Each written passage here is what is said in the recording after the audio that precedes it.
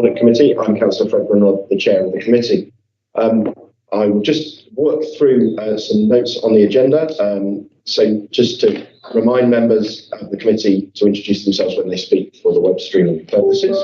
And then to give notice on item 1 of recording webcast to advise the meeting to note that this meeting will be webcast for live or subsequent broadcast by the Council's meeting YouTube site. And the members of the press public may record and take photographs except where there are confidential or exempt items. Then moving on to item 2, are there any apologies? Chair, can I give apologies for Councillor Lyons? Thank you. Councillor Jenkins, those are noted. Can I raise a query about the agenda, please? Go ahead. Do we think it's right that we've allocated so much time to presentation by the cabinet members, yet so little time to the very troubling report that we've had from the Ombudsman? We've got 10 minutes on the Ombudsman, which is a real risk management consideration for the council, and that's what Audit Committee's job is. And we've got, an hour from the leader and an hour from cabinet member for environment. It quite seem very balanced to me. Well, we've got 40 minutes to 55 minutes. I do agree, though, that given that request, I'm happy to take some time out of the leader's assurance session to move into the Ombudsman. I missed it. So would that be okay with those speaking if we reduced your time slightly, Leader? I wasn't intending to come here and speak for an hour, Chair. No, indeed. Well, we might question you for an hour. That's fine. So we will look to reduce that time to 45 minutes, to add 10 minutes, 20 to make that up to 20 minutes, and then to continue that item as necessary. And if necessary, we will move beyond the timing for the meeting, as has become our custom to get the business done.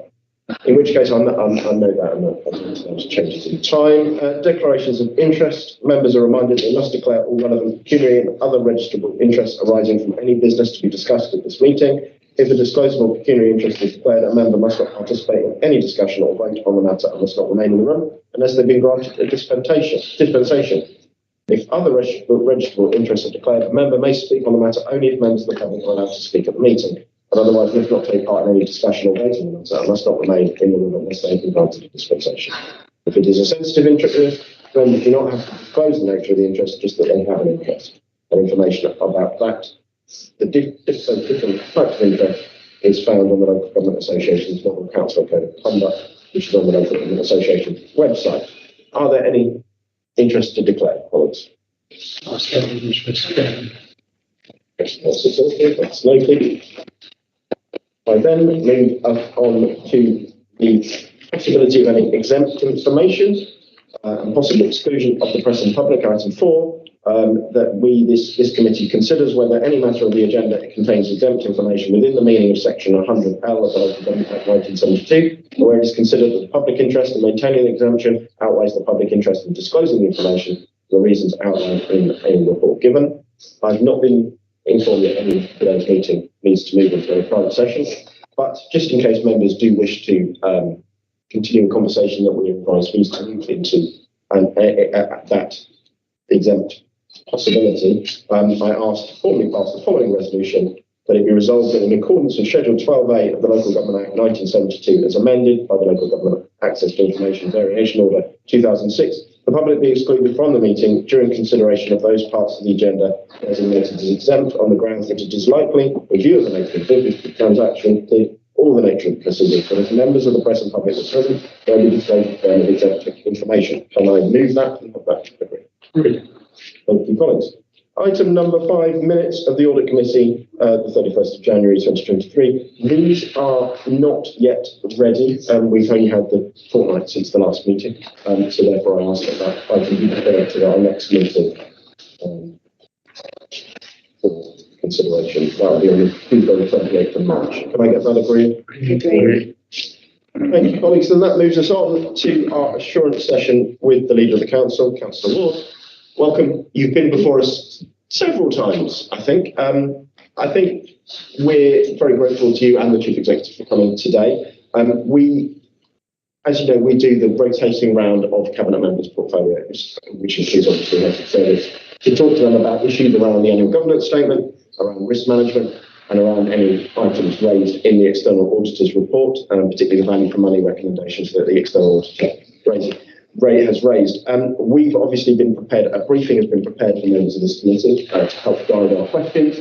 Well, we normally ask you to set out some initial thoughts and purpose that you want to raise for the attention of this committee, including, I think, the committee has asked you in the past to bring us an update or a sort of annual update on the JNC panel and its interaction with this committee as well. So I could ask you to kick off some comments, Leader, and then for members to be as necessary.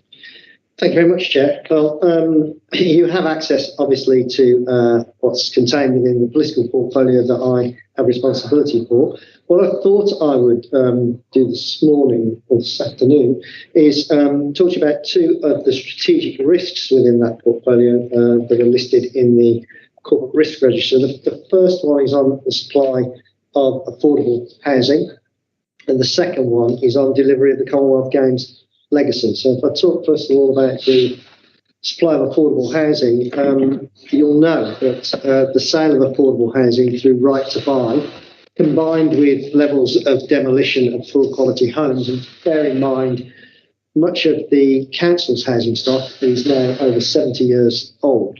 The combination of these things is resulting in a constant loss of affordable housing within the city, and it's not proven possible thus far through new build to replace those houses lost. And so the numbers are going in the wrong direction at the moment. And that gap between the demand for affordable housing and supply is then creating pressure on temporary accommodation. You're also probably aware, I think we're now at 21,000 on the housing waiting list within the city. So there's clearly a need to take some action to do something about this. So I'm just going to run you through what we've been doing recently to try and address this particular risk. It is red ranked currently within the corporate risk register. So first of all, Cabinet adopted a new housing strategy at its meeting in December. This covers the period through to 2028, and it provides a framework around how the council wishes to deliver affordable housing over the coming years. These are the elements within it. First of all, to accelerate the delivery of affordable housing across the city through 4 strands. 1, the delivery of more homes through the BMHT programme.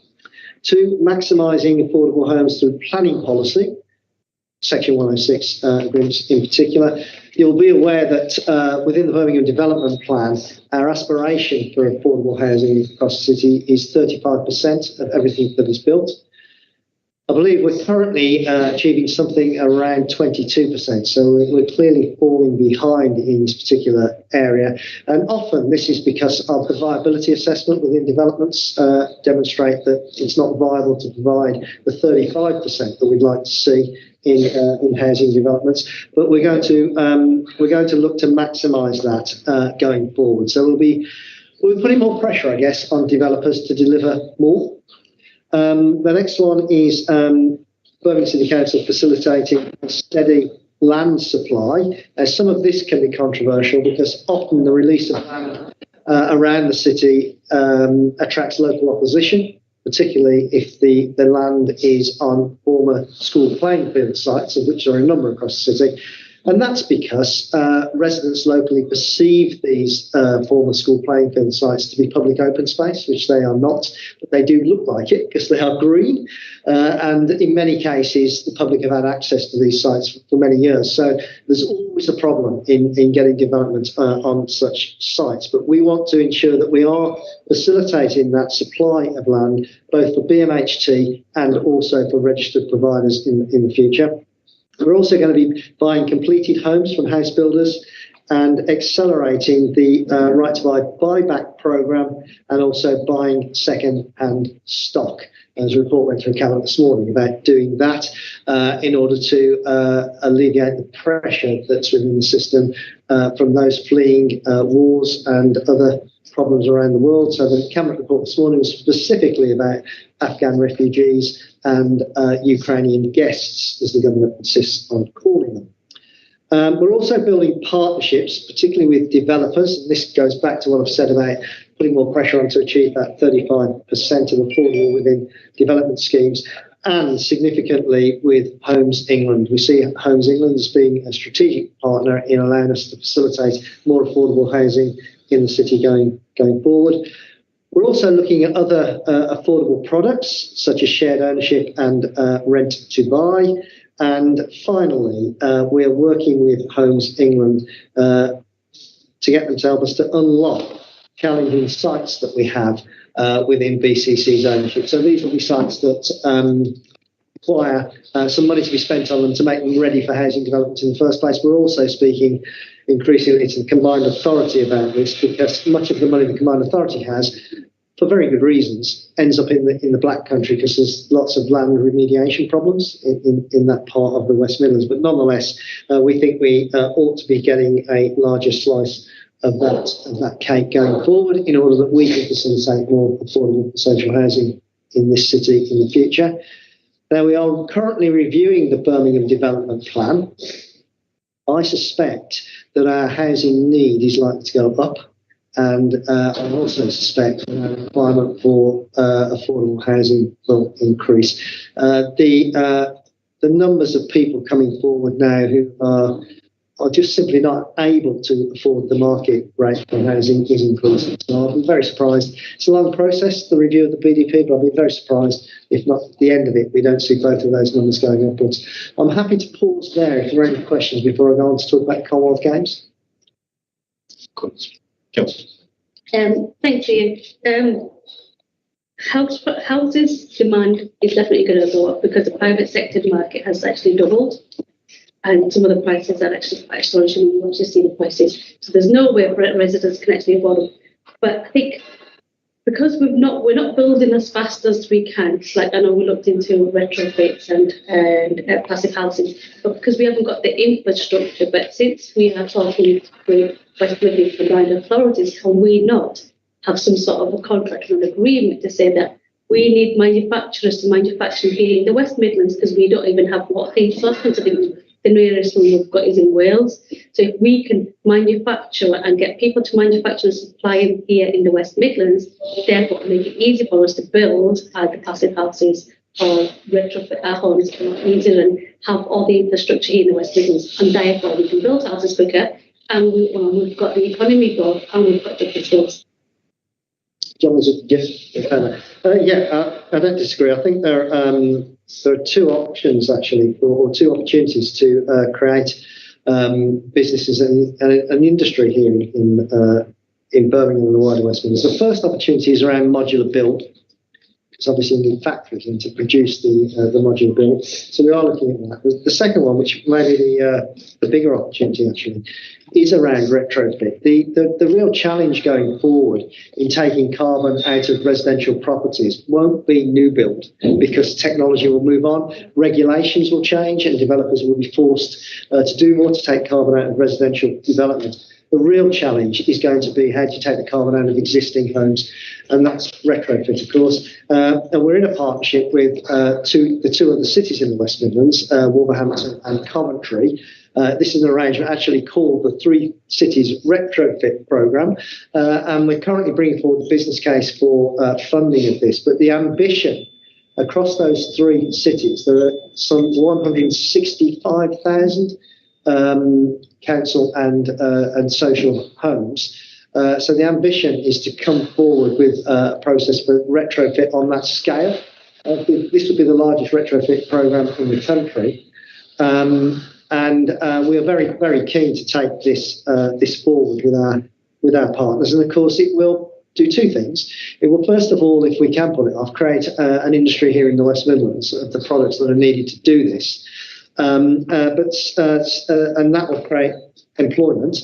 And the second thing it will do is, if we can prove the concept, it will then drive down costs but others who will have to retrofit their own homes they own themselves in the future.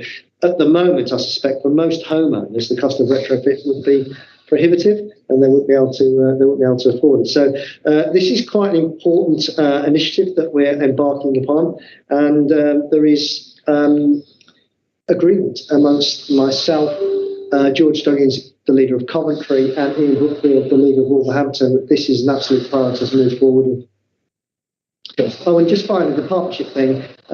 Partnership with Homes England is an important step. I think that we've now got a much closer relationship with Homes England that will enable us to provide more affordable going forward. And as I've already said, we're in dialogue with the Combined Authority. Thank you. 3 questions, if I may, Lisa. The first is, you mentioned the current waiting list that we've got. You also mentioned what we're doing with Ukrainian refugees and Afghanistan refugees. Are they included in the 21,000 or are they on top? They're on top. They're on top. And have you a fix on the numbers involved? There was a number given in the Cabinet report that we agreed this morning. I can't recall it off the top of my head. Okay. But the initiative that report is flagging up is access to government grants to provide homes for people who find themselves in that position. The real challenge is that for Afghan refugees, they do require large houses, and of course, under right to buy, those are the very homes that have been purchased in the past from the City Council. And of course, with what is referred to as Ukrainian guests, at some point, the desire amongst those guests of the city is to return to their homeland once things have been resolved there, and hopefully the right outcome achieved. Yes, thank you. It would be helpful. The problem we've got, we had a population to go back 15, 20 years of million. It's now well over 1.1 million. And we haven't increased really the housing supply within the city. It's been incremental, which hasn't kept pace with the increase in population. And that really is the challenge. And it brings me on to the second point, really, which was a cross-border agreement, particularly with the Black Country authorities, where there is brownfield sites, which we could utilise for everybody's benefit, because they would derive the council tax, we would derive the homes, which would hopefully reduce the waiting lists and give people decent accommodation at the end of the day. And the third point is on the issue about the environmental issue around providing decent homes within the homes that we've got at the moment. And when I was deputy leader, I did quite a lot of work on this particular initiative, because many of the homes that need insulating are terraced houses, where the heat loss is quite large. Now, if you given the average side inside is about 12 by 12. So if you try to put an additional skin inside, you're cutting down on the space. And therefore, the logic was you put the skin on the outside. And it comes back to the point that Councillor Hussain was making about creating jobs effectively and employment opportunities. So I wonder whether you care to comment on that. Yep, happy to.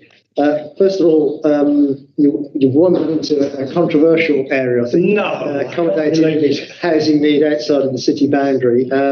You'll be aware of our current housing need, which is around about 90,000, of which we can only accommodate, or when the plan was produced, we could only accommodate some 56 within the city boundary. Through a combination of pushing density and windfall sites, we've now got that up to 65. But nonetheless, under the duty to cooperate, there is a need to accommodate significant numbers outside of the city boundary.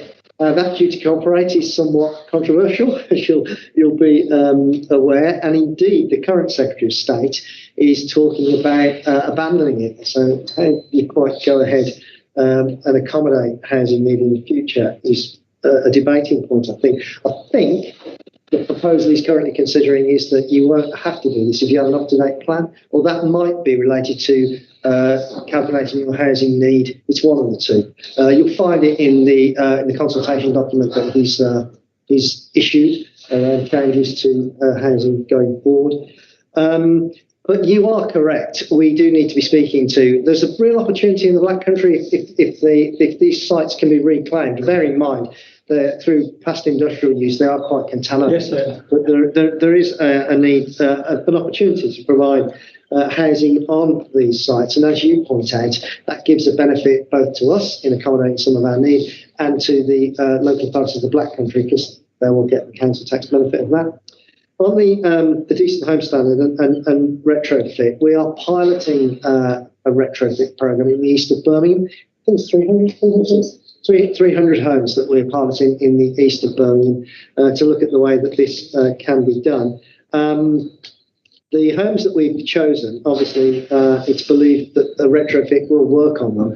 But I do think what we will increasingly discover as we begin to roll these programs out is that a large number of properties, in actual fact, it just won't be viable to retrofit. So we'll end up with a combination of retrofit on older properties along with demolition and new build.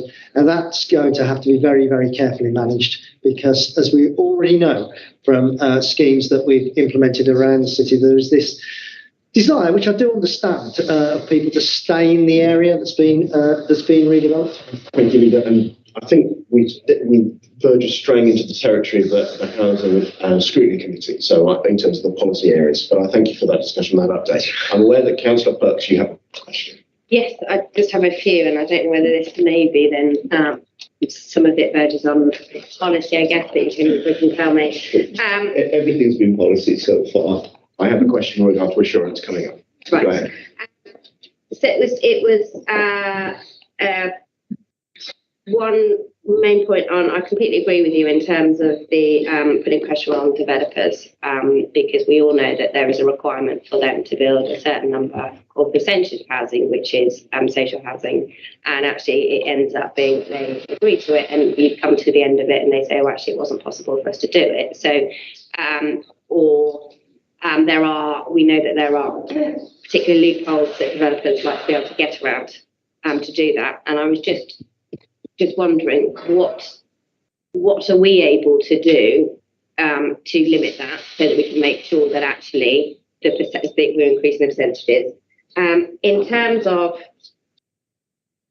the reason, I mean, we have got the population size, obviously it's increasing, but we also do know that we've had stagnant wage growth across the country for the last 10 years or so, which is putting pressure on the fact that people can't afford private rental. And so, yes, that we're in the point we're at the minute where there is increasing demand for council houses. What are we doing to ensure that the housing stock that we do have is kept in good repair? I appreciate that we will need to find more, but it does make sense, doesn't it, at the moment, to make sure that actually what we have got is not falling into disrepair and is being properly maintained, because we don't want to get to a position where actually in 10, 15 years' time, even those houses are, need a lot more money spent on them. And that is a cost benefit for the council now, isn't it, to put more money into them. And just in terms of what is if you can tell me at the moment, what do we do to ensure that the people who are in houses at the moment are in houses they should be in, i.e., look, if there is somebody who is single living in 2-bedroom, is there an audit, has that been carried out to work out actually we can be moving some people around, or making sure that actually if it gets to the point where you've had a 3-bed and you're now single, can we move people around, and is that done on a regular basis? Thank you, Councillor. Thank you. I'll take those in order then. So, how can we increase the percentage of affordable on development schemes? This is determined through the planning process when the planning application comes in. So, our aspiration is 35%, as I've said, on schemes above a certain number. I can't remember now what the number is, but it's a fairly low number. So, 35% on housing schemes. The process then within planning allows the developer to ask for a viability if they don't believe they can achieve that, or a viability assessment to be carried out. That viability assessment is carried out independently, come back with a result one way or the other, and by and large the planning committee will be guided by that viability assessment. However, one of the options we would have would be to say, well, our policy position is 35%, so you have to do the 35%. What that runs the risk of is developers moving away from the city because they have a choice about where they develop. So there is a balance to be struck here in how we do this. But what I was, when I was making my opening remarks, was indicating is that we are going to take different approaches now to increase the supply of affordable within the city, because we recognise that we have to do that. On the housing stock, keeping the housing stock in good repair, well, we produced the housing revenue account business plan, and that will set out the money, because the housing revenue account is ring fenced. You're bound to be aware of this. So the money raised from rents and service charges is then used for borrowing to have capital spend on the homes that we look after and are in our care. So that business plan will set out what we're intending to do over the following period, and of course, what we're able to do and the standard that we're able to achieve is very much dependent upon the amount of money within the HRA.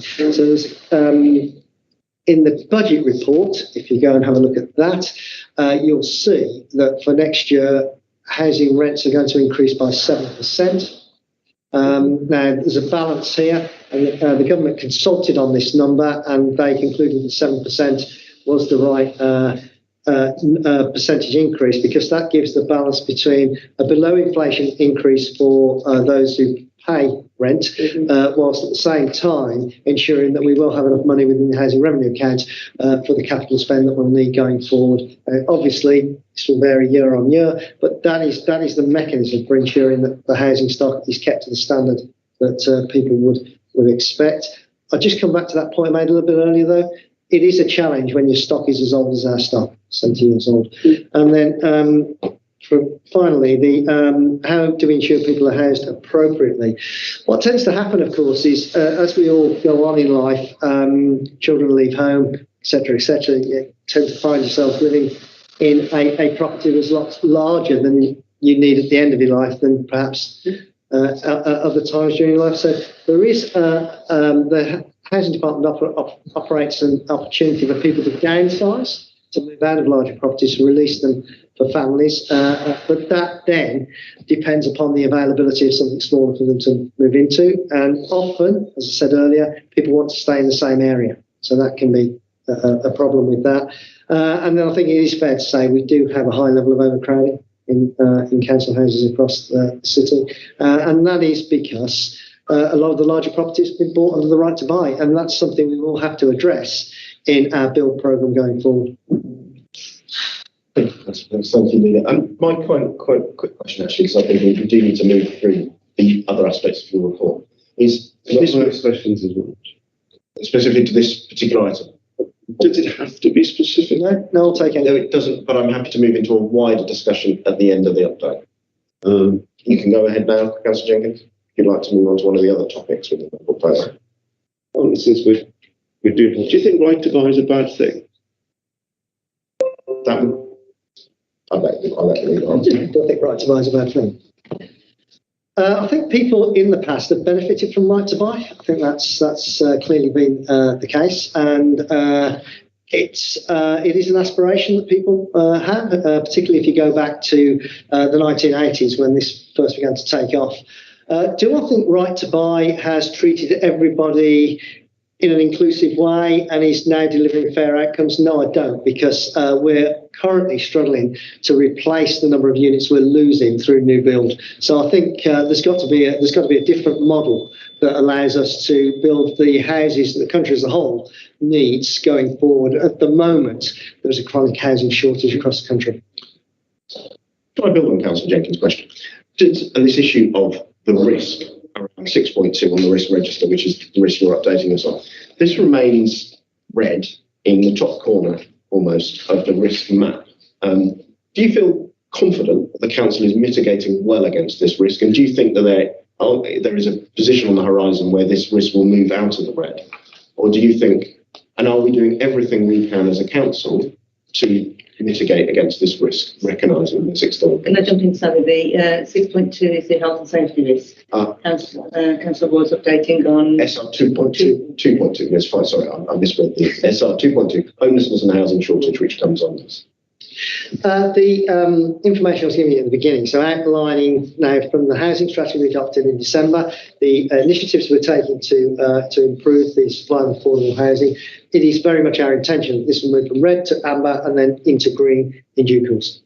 And so would green look like what would green look like? Green would look like we're in a position to meet our housing need for affordable homes. So that's essentially a waiting list that's been managed in a reasonable and effective way. That's ensuring they've got supply of affordable housing that we need. Do you think that the current right to position remains a myth? Yes, I do. Okay, in which case I will therefore ask, has anyone got any more comments with regard to this particular question? And in which case I will ask them to move on to the next part, being aware of time, and also that we are keen to hear an update on the JNC related issues. Okay, I'll be a little more concise on this one then. So this is strategic risk 7.5, which is about delivering the Commonwealth Games legacy. At Cabinet this morning, we agreed a report that outlines the business case for Commonwealth Games legacy programme. This will establish a legacy portfolio, and the aims of this are to obviously deliver on our legacy. The report also establishes a Commonwealth Games legacy team to do this, and it sets out what we're trying to achieve within or reiterates what we've set out to achieve in the legacy plan. We also now know what the numbers are with the Commonwealth Games underspend, and 25% of that is returned to the city. It's our money, put in the first place. The other 75%, which the government could have taken back because it's government money, they have passported out to the combined authority with the view that that sum of money then will be retained within the West Midlands conurbation as a legacy from the Games.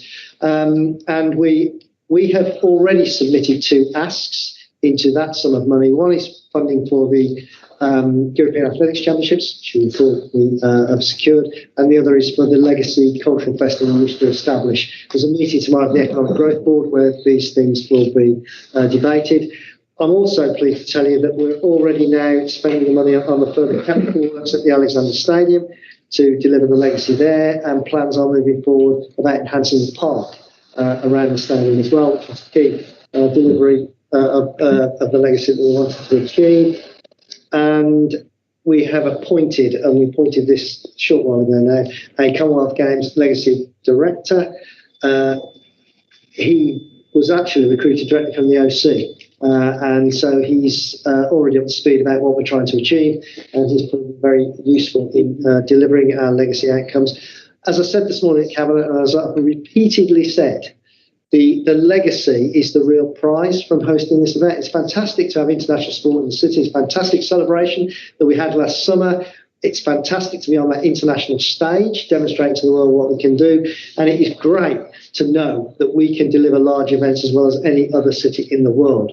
But the bigger prize is to deliver on that legacy, both the infrastructure gains that we can get and the fact that we can drive the pride of the city amongst our own communities. Those for me are the 2 big prizes. And we spent 184 million minus what we've had back on the Commonwealth Games.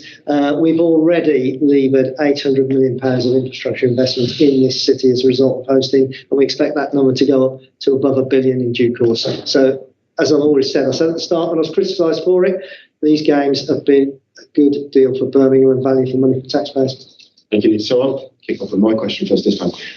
One of the other legacies, surely, of the Commonwealth Games is the proof that you gave that Birmingham City Council can deliver a major project to time and budget and with great success. How are we utilising what we learned from that process into the rest of how we do things in Birmingham City Council, given all too often this committee is provided with the exact opposite of the success of the Commonwealth Games? Well, I do think, first of all, it is an extraordinary achievement, because how often do you hear of a government-funded scheme that comes in on time and under budget? The Commonwealth Games is the only one I can think of, in actual fact. It's usually the other way round. And you are quite right. We need to learn from this experience. So as I've already said, we've recruited somebody in from the OC who will have first-hand experience of precisely this. And we are using... Remember, for the Commonwealth Games, we didn't just rely on our own experience in the past. We were speaking to Manchester about 2002, we were speaking to Glasgow about 2014, and we spoke to Gold Coast about 2018. So I think we need to take all of that learning, and we need to ensure that when we are staging huge events in the future, and we have ambition to do that, that we apply that learning to those events, as well as applying it to lessons that can be learnt within the council, because this is a large organisation with a huge budget. Its gross budget is, I think, 3.2 billion. And so there are lessons to be learnt for the council from the experience of hosting the games. And you are quite correct, Chair. We need to make sure we learn those lessons. I think, given that we have the Ombudsman report coming up, which the Chief Executive takes through, I wonder if there is something more we could be doing around thinking about what was it that got us through that, and how do we get that kind of mentality, that ways of working, whatever the support we put into that process, to enable someone in the Housing Department to feel confident and positive about working for the City Council and delivering excellent outcomes for our residents. It's done with the Commonwealth Games. Yeah, I don't disagree with that, but one thing I would ask you to bear in mind is that one of the drivers of the underspend on the Commonwealth Games is failure to recruit. So the way these events work is you have very few staff when you're so many years out, and that ramps up as you get towards the event. Now, as we approach the Commonwealth Games, because of recruitment problems, the full complement of people was not recruited. So that led to a large proportion of this saving. So how did we pull it off, given that was the case? It was pulled off, of course, to the credit of everybody who worked on the games, because they put in the extra hours. You can do that when you know there's an end time to it, and you've got the adrenaline rush and the motivation that you're delivering one of the largest events in the world, but you cannot expect people to do that indefinitely. But I guess there must also have been some ways of working, some pride in the city that we got into our staff. Yeah, definitely. To deliver that. And I would ask yourself and the Chief Executive to think how that might be brought out well. Colleagues, any other points on this particular part? Thank you, colleagues. In which case, to you, Leader, for an update on this. This committee indicated a keenness to hear on the interactions of the JNC work with the work of this committee in terms of where the two may work alongside each other and have an understanding of the work of the JNC over the year without moving into any confidential aspect. Well, I'm more than happy to come back here or provide regular reports on the work of the JNC committee. I guess there is one issue that has been raised, and that is the length of time it's taken us in some instances to deal with people leaving the organisation. We are now reviewing our processes for that with a view to speeding up the process in the future. I'm happy to take any questions on anything else that the committee might have. Any other questions? Councillor Jenkins. Can you tell us, did we have a case recently where a purchasing framework was announced and made public before a decision had actually been taken by Cabinet to move in that direction? Maybe I can help, Councillor Jenkins. Was this referencing Cabinet this morning? And homeschool transport, we have since confirmed that all that was put out was a prior interest notice, which is normal practice. That's not dependent on any decision being made. I'm getting all the lawyers nodding in the room. So no, nothing was done in advance of a decision that shouldn't have been done. Did you? I checked that myself. Wanted to dream that answer up between this morning and now. No, I just checked myself personally. No, and I checked as well, and it is standard practice to put a prior notice out for procurement. Prior interest notice, that's all it is. And Yeah. Councillor Perks is also nodding. Yeah. Ian, did you say that you underspent by 25% in the Commonwealth Games? No, Did I? no. What I said was that Birmingham City Council's share of the cost of the Commonwealth Games is 25% of the overall cost. The government share was 75%. Any other questions? In which case, I've got some questions. Going back to the list that I've been given of your responsibilities in your portfolio. The structure and governance of the council, overall organisation design of the council, including the council's corporate governance arrangements. So obviously, this committee probably needs a bit more of a relationship with you than we currently do have, and it would be good to think through what that might be. We are learning more and more about risk management in the council, and trying to get our heads around how the council understands risk management, how it understands the consistency of that understanding to everyone from the chief executive and yourself, all the way through to that imaginary housing manager or that imaginary parks manager. How confident are you that this council understands risk management and is working in a way that mitigates against the risks that we put in the public domain on a daily basis? I'm confident that we are improving in the area of risk management. I don't think we are the finished product at the moment. I think there is much for us to learn in this area, and we are on that improvement journey. It is part of the overall journey to improve the way the council operates. And given what is the situation we're aiming for? How would we know? One of the challenges this committee has is knowing what assurance really looks like. How are we confident that we are assured? I presented my annual report to the full council last week. I got some challenge back from the Conservative leader. I think some of that challenge was right, around how do we as a committee assure the other 93 members of Birmingham City Council that risk is managed effectively. What does that look like? How do we get to a place where we're confident that these issues that impact us are manageable? Well, I think first of all, you're doing the right thing in holding me in front of you to account for what I'm doing in the area of my portfolio. I think you have to do that with other cabinet members as well. Ultimately, I think you probably need to take some external independent advice on what you're being told and whether that amounts to the assurance that you are seeking. Could I ask a question? Leader, you'll be aware, and I made reference to it, the report of the audit committee, that under the partnership arrangement that we have, all cabinet members reporting to the city council. Now, okay, we've got the audit arrangements, but it's not exactly the same because, as has been pointed out here, we're not able to challenge you on policy decisions. You can do it through question time, but that is a well, the city council is still the ultimate governance of the city, and I think that's where the citizens of Birmingham would expect the real challenge to take place, not in a committee.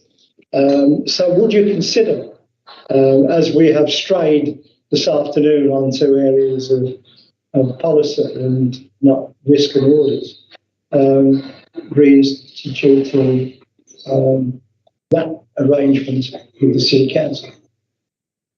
Well, like you, Paul, I was on the council when the old committee system was in place, when committee chairs reported into the council meeting. Personally, I don't think that works, but I'll come back to that in a second.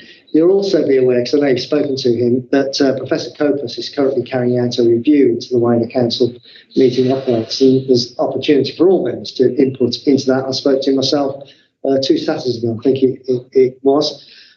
The reason I don't think what you're suggesting works is because the council is really a bit of theatre. And I don't say that to dismiss it, because I think it's important to have Gives you the chance of being the main actor. I don't dismiss that, because I think it's important that there is a place for it. I think it's important for the public that they can see that we are, as politicians and political groups, robust in challenge to one another. And things get said in the council meeting. It's one of the reasons I think we all have to have a thick skin. Things get said that you be big enough to wear and to roll with. But if you recall, when we had committee chairs reporting into the council meeting, it was very much somebody at the front saying, I'm fantastic, look at all these wonderful things I've done, and the opposition saying, no, you're not, you're useless, you haven't done any of these things. And I don't think we achieved very much. There's no outcome from it. It was good theatre, but no outcome from it. Whereas I think having policy debates and scrutiny committees is much better, because there's every opportunity then of an outcome. And one of the things I've been saying to Professor Copas about the council meeting is we need to retain some of the things that we do in that council meeting. Questions are very, very important in my view, because that's part of the democratic process. I also think one of the nice things done in Birmingham City Council are tributes to former members. I've said to Professor Copas that he needs to understand that often the relatives will attend or watch online, and it's very, very much appreciated that we do that. But for the rest of the agenda, I've asked him to think about, well, what can we be doing in that council agenda that would actually deliver some outcomes for the city and citizens of Birmingham, rather than what we currently do. All right, as far as tributes are concerned, I entirely agree. And you'll be aware that I seem to be the tribute maker for the Democrats as I go back so long. But it is, you're quite right, relatives do either attend or watch online. And I've had some very nice letters from relatives over the last few months. But it is putting the teeth back, I think, into council meetings, making them relevant to the citizens out there. But that's my position. But you have got your office as well trained. I'm not sure that's the right. Okay. I think the officers have got the lead. Any further questions? Sorry to hang on, but I'm told the Constitution says that a framework, purchasing framework, should be agreed before prior notice of interest. In fact, that's what the Cabinet's report says that will be done. So I don't know whether you need to check the Constitution before confirming the answer you gave me a few minutes ago. Is this still relating to the report this morning? As you may recall, the report this morning has been deferred to a future meeting. So there's a number of questions raised by the leader of the Conservative group in the Cabinet meeting this morning. Now, those are being checked and being worked through, but it did strike me when he was speaking that he was raising some very important and serious issues. I concluded that the report wouldn't be going very far anyway, because it almost certainly would have been called in, which would have deferred it to the next Cabinet meeting anyway. So it seemed to me to be the logical and sensible thing to do, to defer it anyway. So we did break our own procurement guidelines then? No, I don't think. No, we didn't. No. Can I just get a clarification answer offline from with regard to council, a written response to council? Okay. But to be clear, we are not in the position of saying we broke the council's procurement rules. It's clear that there needs to be a written explanation, and I think we can. Leader, any final questions for the leader? Right, launch into one final one. Just in terms of, all too often we're aware that the West Midlands Combined Authority obviously has significant impact on how we work as a council.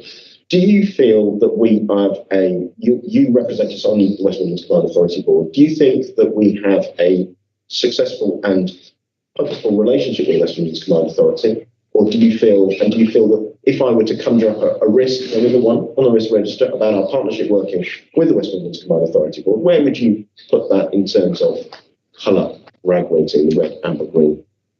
Well, I think your starting point should be to go back to the time before the Combined Authority was formed.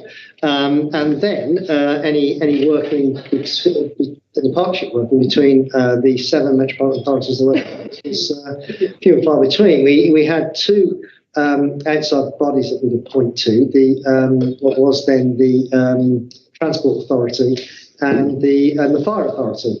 And I know that the view about Birmingham, particularly from the Black Country, was they didn't mind who chaired the Transport Authority as long as it wasn't Birmingham. Now, we've come a long way since then. There's very, very close working now between the seven Mets. I referred earlier to the three cities retrofit partnership that we've formed.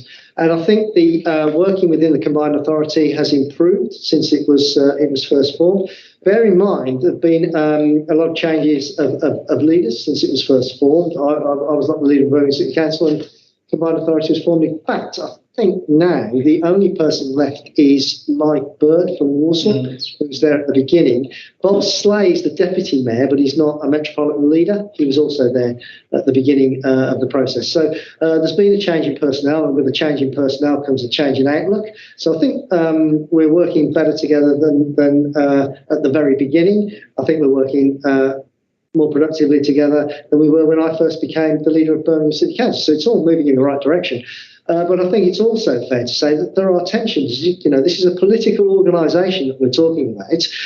And so there are naturally political tensions about some of the things that happen and some of the things that take place. And you'll see that, I think, if you watch any of the live streams of the board meetings each and every month, or indeed some of the subcommittees that sit beneath that, and you will see that come to the fore. Part of it, of course, is understandable because there's a lot of money that's passported by the combined authority to schemes that take place in the metropolitan areas. So, in a way, we're all competing for that money. So, there's how we manage it. Yes. So we're looking at potentially what would be an amber risk on both. I don't know whether we're looking at what would be an amber risk. What I'm trying to articulate is that tension does provide some risk in the way things work and the way that there's a meeting tomorrow at the Economic Growth Board. If you have a look at the agenda for that, and if you're available to watch it, if it's going to be streamed, you will see that I'll be raising an issue in that meeting about legacy from the Commonwealth Games, where I'm not content with what's currently in the report.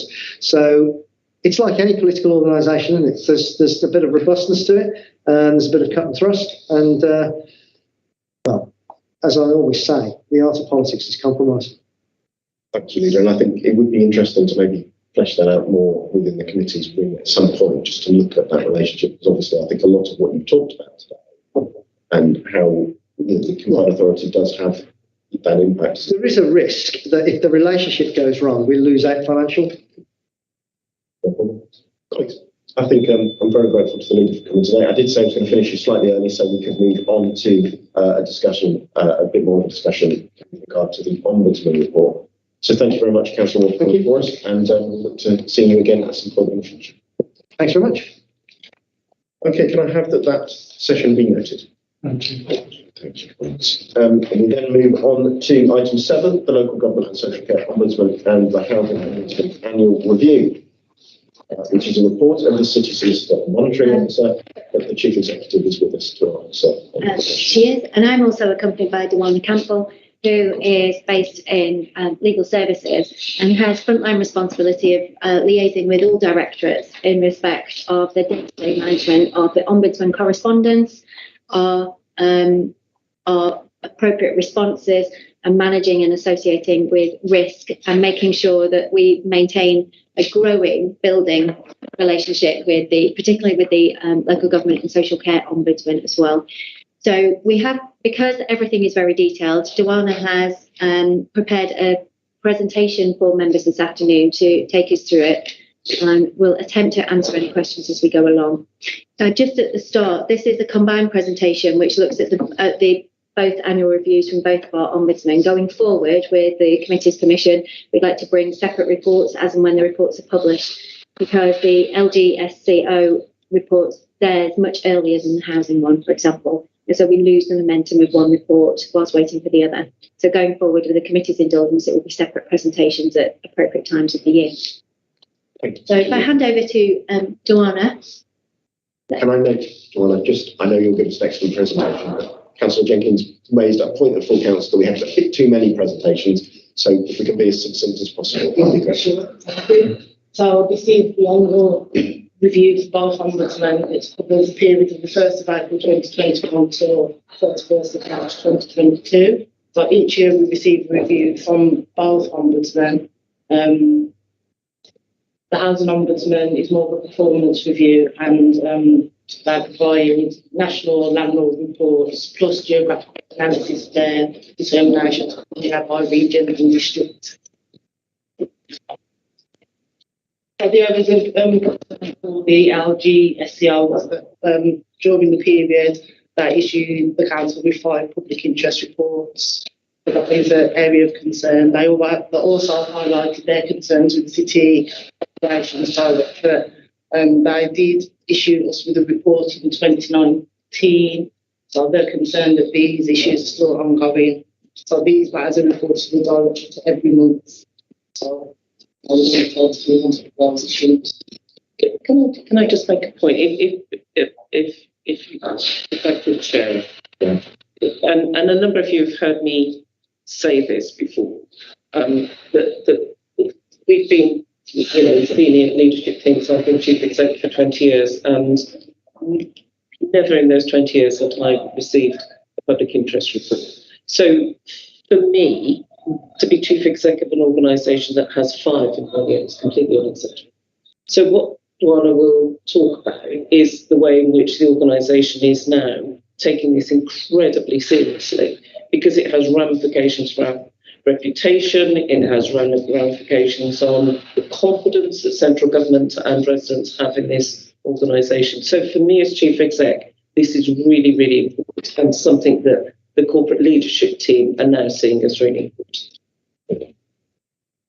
Thank you. Another area of concern for the local government social care ombudsman was remedy compliance. So we successfully complied with 77 cases. In 24 of those cases didn't complete it within the agreed timescales. And then on waste refuse collection complaints, we took almost 4 months to ensure effective monitoring of their waste collection. So that's reinforced the LGR's concerns about that department. And again, this is the 3rd year that the Ombudsman has raised this as a concern. However, as a council, we have recently introduced an improved system for monitoring and recording compliance. And this data is shared with CRT and the Chief Executive, and it's now being incorporated into directors' one-to-ones. So this has been shared with the Ombudsman, and he welcomes the commitment to improvement. Going on to the volumes of complaints, so nationally, the Ombudsman received 15,826 complaints and inquiries. So in comparison to last year, I think we received 11,830. So this is around 34% increase. In relation to the volume of complaints about the council, 461 complaints were determined. So that's an increase of about 70 cases, 18%. But the Ombudsman are still dealing with a backlog from COVID. So that's the part of the reason for the difference in the number of cases. So nationally, for the period, the LGR holds around 2/3 of complaints that they investigate. 77% of children and families complaints upheld, and the Ombudsman are recommending more service improvements than before, 1,848 recommendations made nationally, and they reported compliance with recommendation nationally at 99.7%. Going on to the subject of complaints about City Council, the highest number of complaints received related to city housing and city operations. And recently mentioned, the Ombudsman determined 461 cases against the council. Probably can't see that clearly on the right numbers across the directorates. Moving on to outcomes, so for the period 1st of April 2021 to March 2022, for the council, following statistics reported, so 100% of upheld decisions, This compares to an average of 68% in similar authorities. 100% of cases we successfully implemented the recommendations, and in 7% of upheld cases we provided a satisfactory recommended or the impact reached the Ombudsman. So nationally for public interest reports, the Ombudsman issued 43. The 3 reports resolved about education and children's services and adult social care. Settlements for this year, we didn't pay out any local settlement greater than £10,000. However, a public interest report was reported to the Audit Committee, I think just at the end of January, and one of the recommendations in that case was to make a payment of £23,700. So whilst it's stolen out of the reporting period, I just thought I'd remind you that quite recent. Moving on to the Housing Ombudsman. So in their annual performance report, they found that 54% maladministration council in their findings, and during the year they upheld at least one part of the complaint in 48% of their cases. So moving on to council's performance, the Housing Ombudsman determined 51 cases and 42 of those resulted in a finding against the council. And in total, 82 orders were made in cases that were determined. Orders with compliance, 98% of orders were complied with within 3 months, 2% outside of the 3 months, and 100% of orders complied with within 6 months. And the total sum of compensation ordered in the period was £10,756.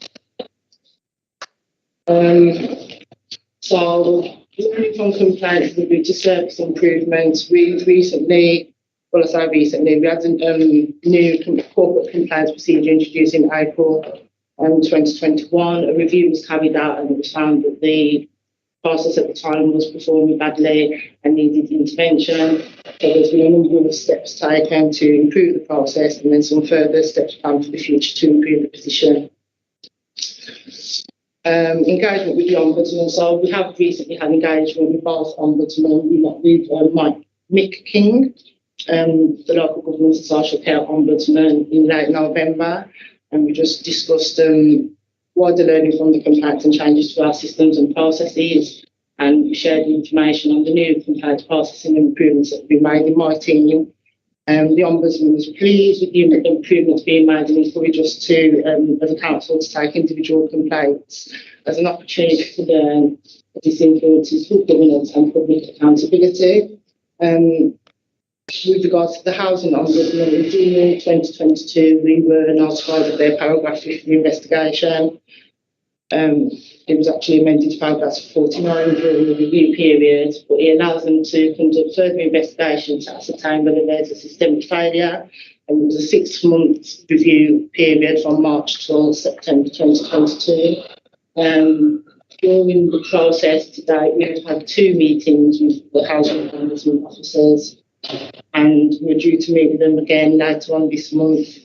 The report was published in January, and a number of recommendations were made with completion in April this year. And then Jenny will mention our plans for future years. And that completes my presentation. Thank you. Thank you. I'll get any more points to the Chief Executive Officer.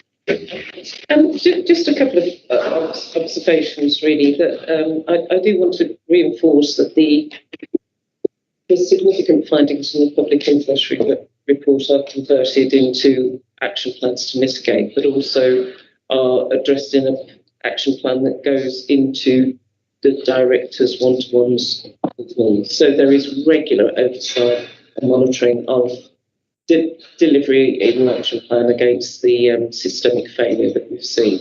And when we talk about systemic failure, it's often not just about that particular service area, it is about systemic failure across the whole organisation, which CLT address as well. I'd also just like to flag up that the social housing regulator will become more active over the next 12 months. So taking any outcomes from the social regulator inspection, I don't know whether they're going to call it inspection, but engagement with us will be done side by side with the Housing Ombudsman report as well, to make sure there's a kind of read across to external regulation as well as internal activity. Colleagues, questions? Yeah, sorry, here, so I might be going over into a bit of what you've said, but in terms of this, these were obviously the figures for 21-22. So in respect of 22-23, do we know what the figures are, or keeping a record of complaints to the Ombudsman, or we have an internal ID track of what complaints have been made or decisions have been made by them? Yeah, we do keep a record of every complaint we receive. We have our own spreadsheet, and as I said, on a monthly basis, I was reporting back to the directorate, and then the local social care ombudsman, they issue their reports in July. So just because I'm just trying to get on top of it says for our own internal purposes, because I appreciate we don't necessarily want to wait for reports at the end of the year, because actually we can have learning processes and managing our risk as we go along. Yes. And each on a kind of monthly basis, being able to identify, okay, well, and that is a better way to handle it, isn't it, rather than waiting for the report and the final recommendations. So that is kept up to date, and is that information then disseminated to every single director, or how does that work? I produce a report for each directorate based on the number of complaints we receive, the numbers that are closed, the amount that are upheld, and compensation paid for that month for each directorate. And it's also reported to the corporate leadership team as well. So corporately, we have oversight. And do we have any idea at the moment, 2022, 23, are we seeing a decrease in numbers? Are we able to comparable against previous years? If we could, have a look at that, because I just think that's important to make sure that actually somebody is, or we are keeping track of that, and actually everybody knows where we're up to month by month basis, and then actually, and also then that's important if there are timescales for compliance with the recommendations, we need to make sure that those be complied with. So I guess it's having ensuring that somebody's got overall control of that as well, and that's monitored centrally, and that can be passed down. And does that happen as well? Yes. Right. Okay.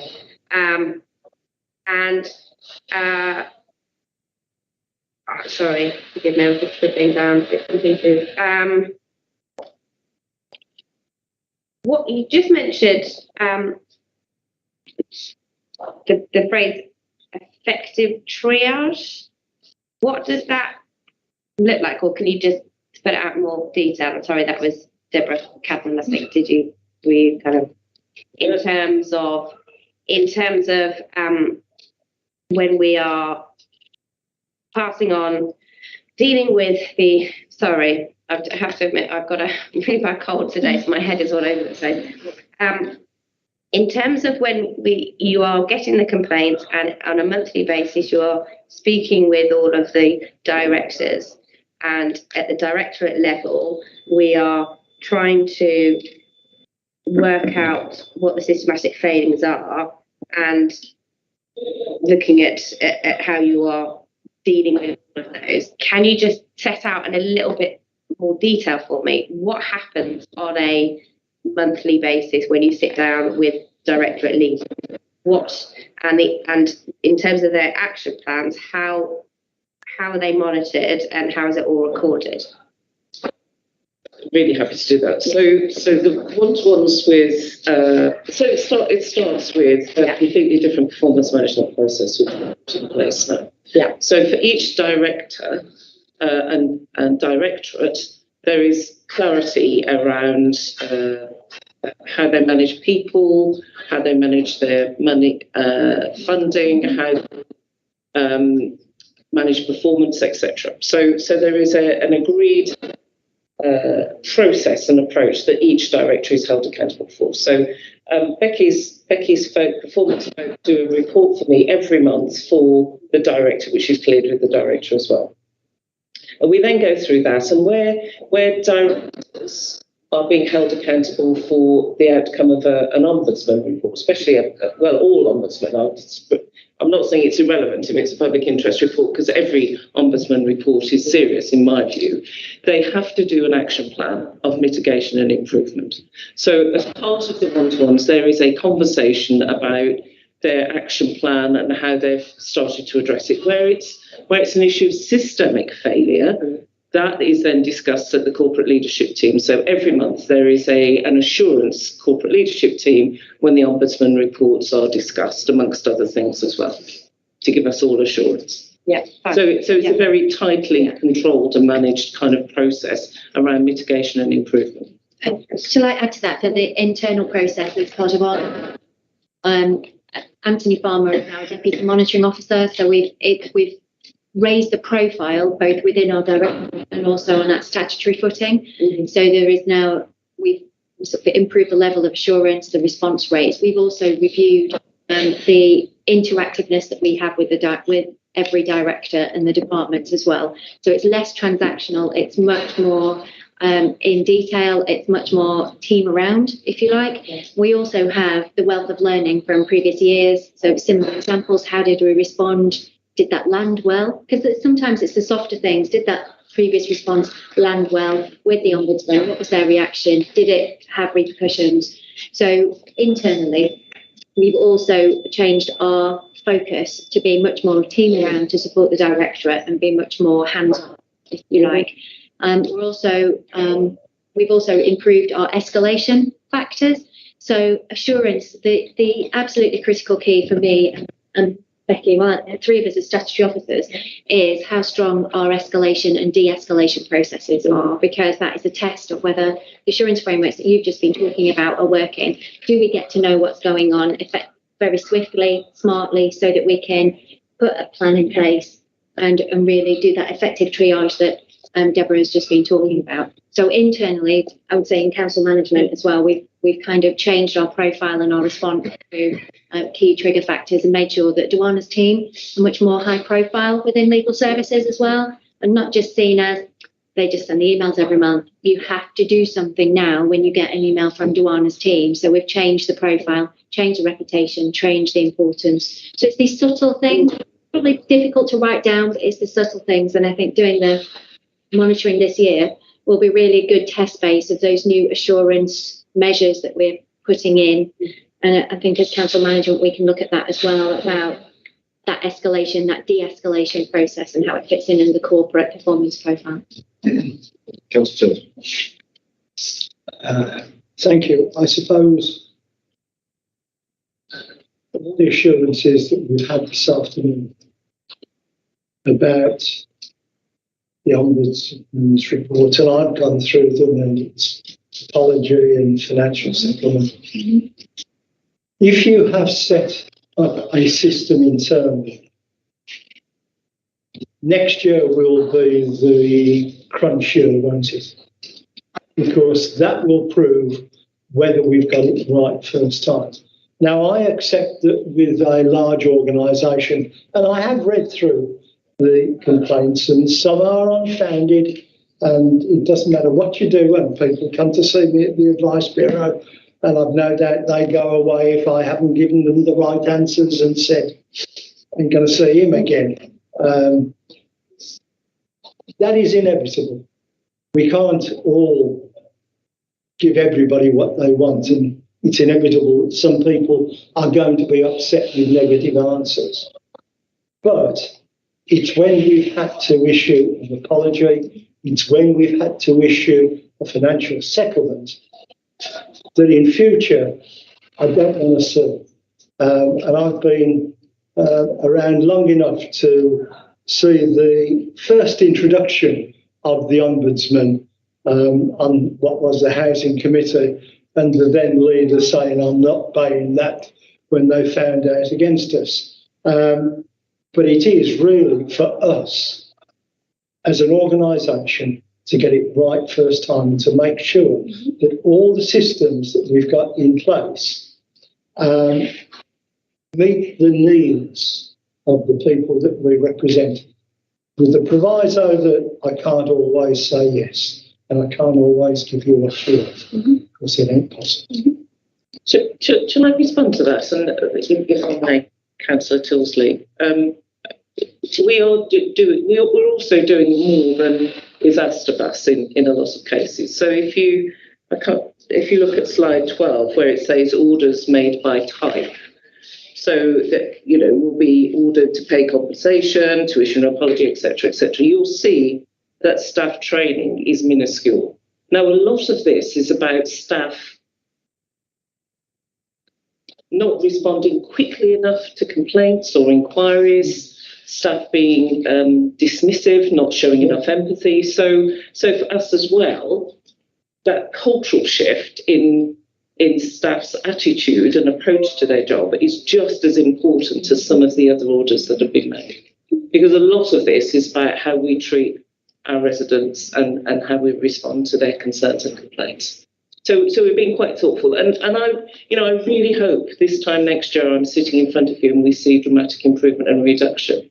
But I don't want to overpromise, and the reason why I'm saying that is because some of the things that have been exposed in the public interest reports are systemic by nature, which means that it will take a little bit longer for us to make the shift in this organisation that we need to make in order to get best in class and to operate in a way in which I would expect this council to operate. Thank you. I catch my terms very much in the not killing the messenger. No, I know. Because we want it. We want reports that are honest and open, so that as an organisation we can look at ourselves and make the necessary improvements. So my question, I'm just going to leave others, but I want to jump in on that because you've possibly given me a tangent onto it.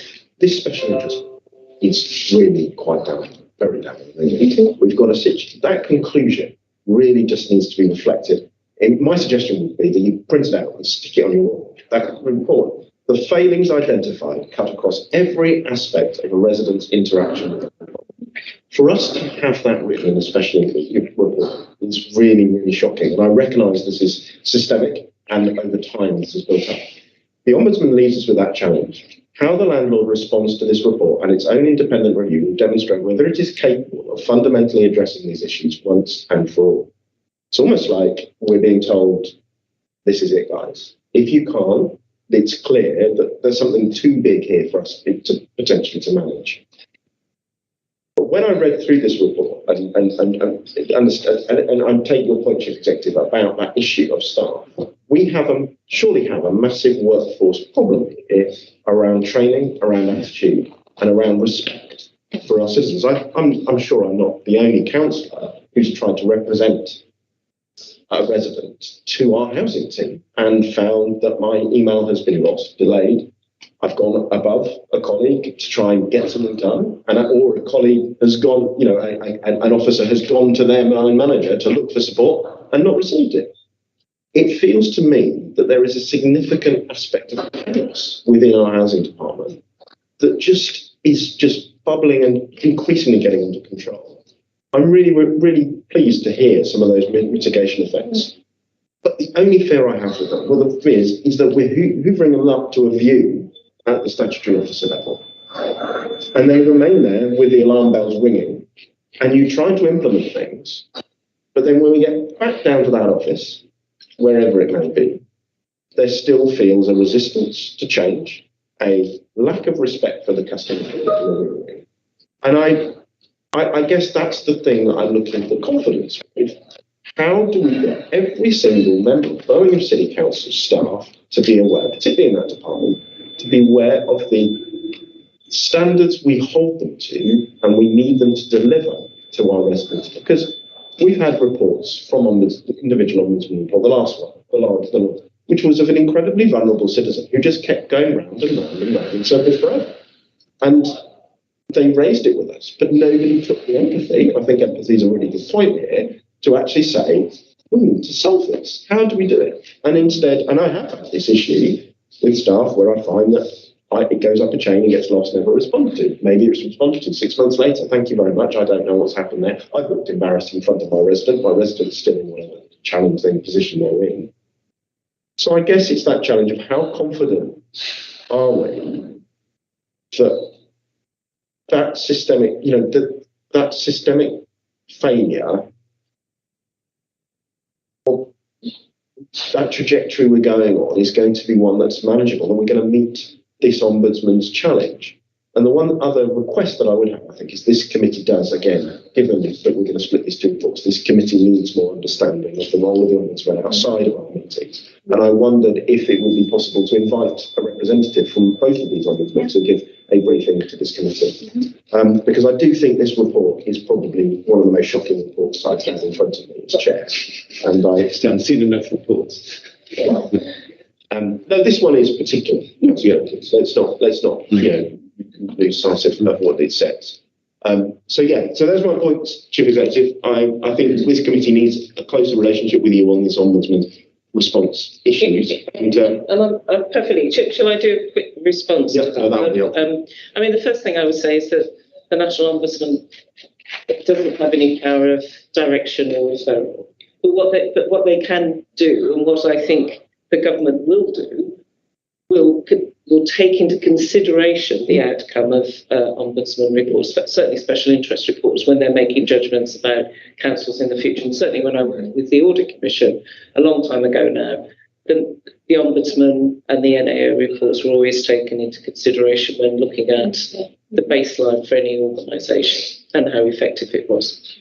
So that's another reason why this council needs to care about this. And that's one reason, but we need to care about it because it demonstrates that we're not delivering appropriate services to our residents. That's the most important thing I would suggest. Now, in terms of housing, how do we make the changes that we need to make? Well, it's one step at a time. There's been a housing away day conference last week that I spoke to, and I was absolutely clear with staff about what was acceptable, but more importantly, what wasn't acceptable, and my expectations of them working for this organisation. And I do think we're at the point where we have to be absolutely clear that if you want to work for Birmingham City Council, this is the standard that you need to be able to demonstrate and aspire to. And we're starting to be absolutely clear about that now. And as a Councillor Tilsley, we are making headway in this, and I would support your suggestion that the Ombudsman attends these meetings, because we are meeting with them regularly as well. So we have the oversight of the Ombudsman, both Ombudsman in what we're doing, and I hope they would say that we are taking this very seriously. We've got very clear improvement plans, and over a period of time, they will be able to see significant improvement. Some of the issues are around our complaint system, but my view on that is the complaint system is is a work of art that we're refining as we go. But we wouldn't have as many complaints as we have if the services were better. And certainly the three of us as statutory officers, along with our director colleagues, are absolutely focused on improving basic services and getting those right. Thank you. Just some general comments. I have some detailed comments as well, but some general comments. And I recognise, the whole issue of complaints and customer expectation all turns on the word expectation. How satisfied somebody is whether their expectation was realistic in the first place. If you contrast, it's a simple example, business class with Emirates as opposed to flying to Italy on Ryanair. If your expectation is what you got in business class and paid £5,000 for, Ryanair are never going to have a satisfied customer. If, however, you can recognise that they're flying you to Italy for the price of a pizza, you might think it's good value. So, we can only satisfy residents to the extent that it is a reasonable expectation of what a council can deliver. And I'm also conscious that as an organisation becomes bigger, it becomes more difficult to achieve customer satisfaction because it becomes ever harder to empower the staff that are involved. So, for example, if you're dealing with a three-man company and the customer rings up, he's probably talking to the managing director that can immediately act and change everything. In a large organisation, you have to have procedures and controls to make it very difficult for individuals to hear a complaint and then respond to it and change things, because you can't really have clerks changing the way Birmingham City Council is run and ducking in and dipping and ducking all over the place to do things. And finally, I do feel that unless there is a direct relationship in terms of payment between the giver and the receiver of the service, it's very hard to give a good service, in the sense that because residents are receiving a service from people who are not directly remunerated by the people that they're giving the service to, it's hard to give that laser sharp focus that you have when someone is about to give you some money for what you are about to do. So I recognise all those things, and it's a challenge in a big organisation to do this. But as the chair says, Audit's committee job is to consider risks, and we are exposed to risks here on these reports that we're getting from the Ombudsman. As we've heard, they're 11 months out of date, what we're looking at here anyway. I mean, we don't know what the next set will be like, but I get the feeling from the chief executive that you're not hugely optimistic that it's going to be that much better. But no, I didn't say that. Oh. I mean, I would hope to see significant improvement. All I'm saying is that where there are issues of systemic failure, that will take a longer time to kind of deliver. Yeah, that's the key, the systemic failure. Yeah. But notwithstanding that, I make my general observations that it's difficult. So. And we know by public interest reports, I'm not aware of anywhere else that's even had more than two. Perhaps there is somewhere. And let's remember that these public interest reports generally don't arise as a result of an incident. They will be the result of multiple incidents, multiple failures. And even then, you can't go to the Ombudsman until you've exhausted the internal complaints procedure. So we're going all through the Birmingham City Council complaints procedure. Then we go to the Ombudsman. Then we build a collection of reports, and then we get this public interest report from the Ombudsman. So it's quite a big event when something like that happens. And I mean, we take, for example, the housing Ombudsman has named Birmingham as the 30th of the 1,500 in the country, we're in the worst 32. And when you think of like all the effort and time that we put into pounding and punishing private landlords from central and local government, it turns out we're probably the worst landlord in Birmingham. And that's not just political positioning, that's the fact. Out of 1,500, we're 32 from the bottom. And again, this is the third consecutive year that the Ombudsman has raised concerns about the time taken to implement remedies. So even when they're raised, with this, we're still taking a while to react to it. Now, I'm conscious, I mean, there's a few examples that I wanted to go through. Are we okay to carry on with this for a moment? Can I just respond to one of the points you made, if I may, Councillor or Chair, if I may? So you're absolutely right. We don't empty the bin and somebody gives us some money. You're absolutely right. But what I say to all staff that I talk to is our residents pay our wages, and they should expect no less a service than if we operated in a shop and somebody bought something from us. And I'm absolutely clear about that. We still have a duty and an obligation, moral or otherwise, to deliver the best we can to the residents of this city. And I'm absolutely clear about that with every single member of staff that I talk to. Oh, and I concur entirely.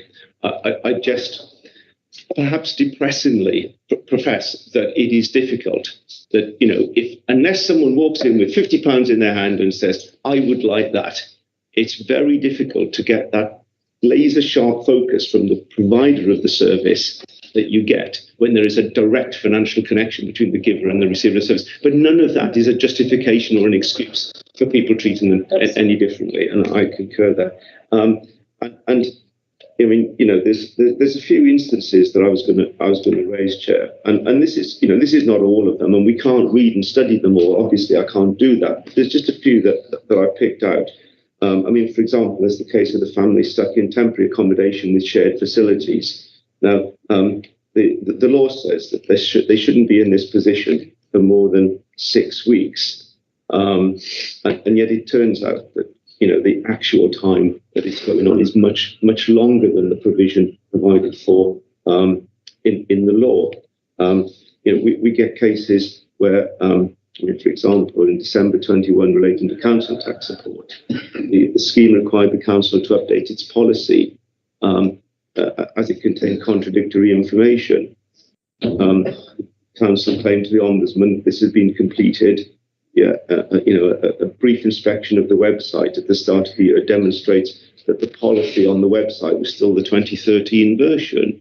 So we had on our website the customer-facing front end, which is what people would look at and read, was the 2013 version. And I know we'll all say, oh, that's not right, and we should correct that. But it's just another example, isn't it, of our dysfunctional nature and our inability to respond to these complaints when they're raised by people. And even when they're raised by the Ombudsman, we still find it difficult to react. Now, I think, noting the time, and I know we've got customers waiting there, I'm not going to go through the rest of the examples, but I think those are just two very different things. The publishing of information, the dealing with people in temporary accommodation, where we've completely failed, really. So I think I'll leave it at that now, because I think I've got the point across, really. Thank you, Councillor Jenkins. Did any other colleagues wish? So I think, in terms of thank you very much, Chief Executive, for that report. I think it is a serious and grave report that this committee will need to keep aware of. I think that we need to discuss those issues of understanding the role of the Ombudsman a bit more, and briefing, and the Ombudsman particular interest in going on. I do take your point about the Ombudsman having no directives, but it is that sense of a reputational risk that both this report, which I'm sure it may well do, that brings us into that challenge. So I think if we could agree that we would split the report and take those, if we could try and find a way, Chief Executive, I would be very much keen for you to come to this committee when those two reports are presented to us. Of course. And if we can make sure that either the leader or the relevant cabinet member, if it's the housing and home, cabinet member for housing, and the relevant cabinet member is in the room as well for that. Colleagues, thank you very much, and thank you again for that. Thank you. Can I get, therefore, the committee to accept the recommendations that we received the report concerning the local government and social care ombudsman annual report and the housing ombudsman performance review 21-22, and then we accept the professional standards team's proposal to separate the SCA/HA. Thank you, colleagues. In which case, I now move to item 8. Thank you, Chief Executive. Which is our next. Chair, sure, that is much more the business of the audit committee. No, indeed. Than sugar-coated presentations. Indeed. But again, as we discussed, Councillor Jenkins, you can now use in that report references to the waste service. You now have the cabinet member for waste in front of you. It's about drawing what we learned from the Ombudsman report and putting it in the political report. And I do challenge the Conservative group in the discussions after the debate at full council to think more about how this time is yours. It's not theirs. Councillor Mahmood can come, as we know, and talk and present to us lots of great things and great achievements in his portfolio. You can stop that by asking some very difficult questions. Yes, and can I again remind you, Chair, and I apologise profusely, I shall need to leave at 3:45. It's not me being rude, but I just have to go. And I wanted to hear about the trip to Istanbul as well, but we probably won't have time for that. Well, it could start with the city. But thank you, Councillor Mahmood. This is your first time in front of us as a committee. It is, Chair, thank you. And I'm just mindful of the fact that I've just witnessed the longest ever yawn by Councillor Tilsley, so we need to crack on with this. And Councillor Jenkins is only here for the next 12 minutes, and myself and Councillor Jenkins have sat on various committees over the years, and we have a very cordial relationship. Thank you, Councillor. I'm in your hands. We can agree on one thing. Yeah, I'm in your hands, Chair, and hands of the committee. If you want me to just, make a presentation on the areas that I think you might find an interest in, or if you just want to jump to questions, I'm happy to do either. Chair, if I can help, this is all around risk and assurance, rather than, because otherwise we can stray into scrutiny. So it's not about performance and things, it's very much around the risks and getting assurance on how they are being managed. So in terms of the areas of responsibility that I have, Risks around yeah. those. So, in which case, I'll allow you to just make a few introductory statements, and then if anyone has questions straight away, or indeed we can continue with your discussion. Okay, so thank you, Chair. So obviously, I'm the kind of member for environment, have a wide array of responsibilities, including waste strategy, services, pest control, cleaner neighbourhoods, recycling, parks, green city, climate change. Waste collection it takes up most of my time within this area of responsibility that I have in my portfolio. As you're aware, we've been on a journey and we've invested a considerable amount of funds into the service to make it much more reliable. We have 440,000 collections per week's largest collection service in the country. We've now got a full complement of staff. The service has responded and has also improved the performance from 116 properties per hour on a 9.1 hour day in 2017 to 180 properties per hour in 2022. Just to reassure the committee, we are now moved from the bottom quartile to the top quartile whilst maintaining our current safe working practices, which are measured across all of the core cities across the country. Waste management in 2016-2017, the budget was overspent by 11.9 million. And since then, there has been a series of service improvements. And this year, the forecast is to break even for 2022-2023. That's partly because we've had an increase in electricity income from our side of the plant, and also because the plant is so efficient, we've not had to landfill much of our waste, which means we've made a savings of approximately 2 million from that. The Wood report, which members, the members that were here before May 2022 are fully aware of, that identified 8 improvements that should be implemented straight away. COVID obviously hit in 2020, Chair, so there was an agreement to relax some of the MAU measures, but now we're back on track now.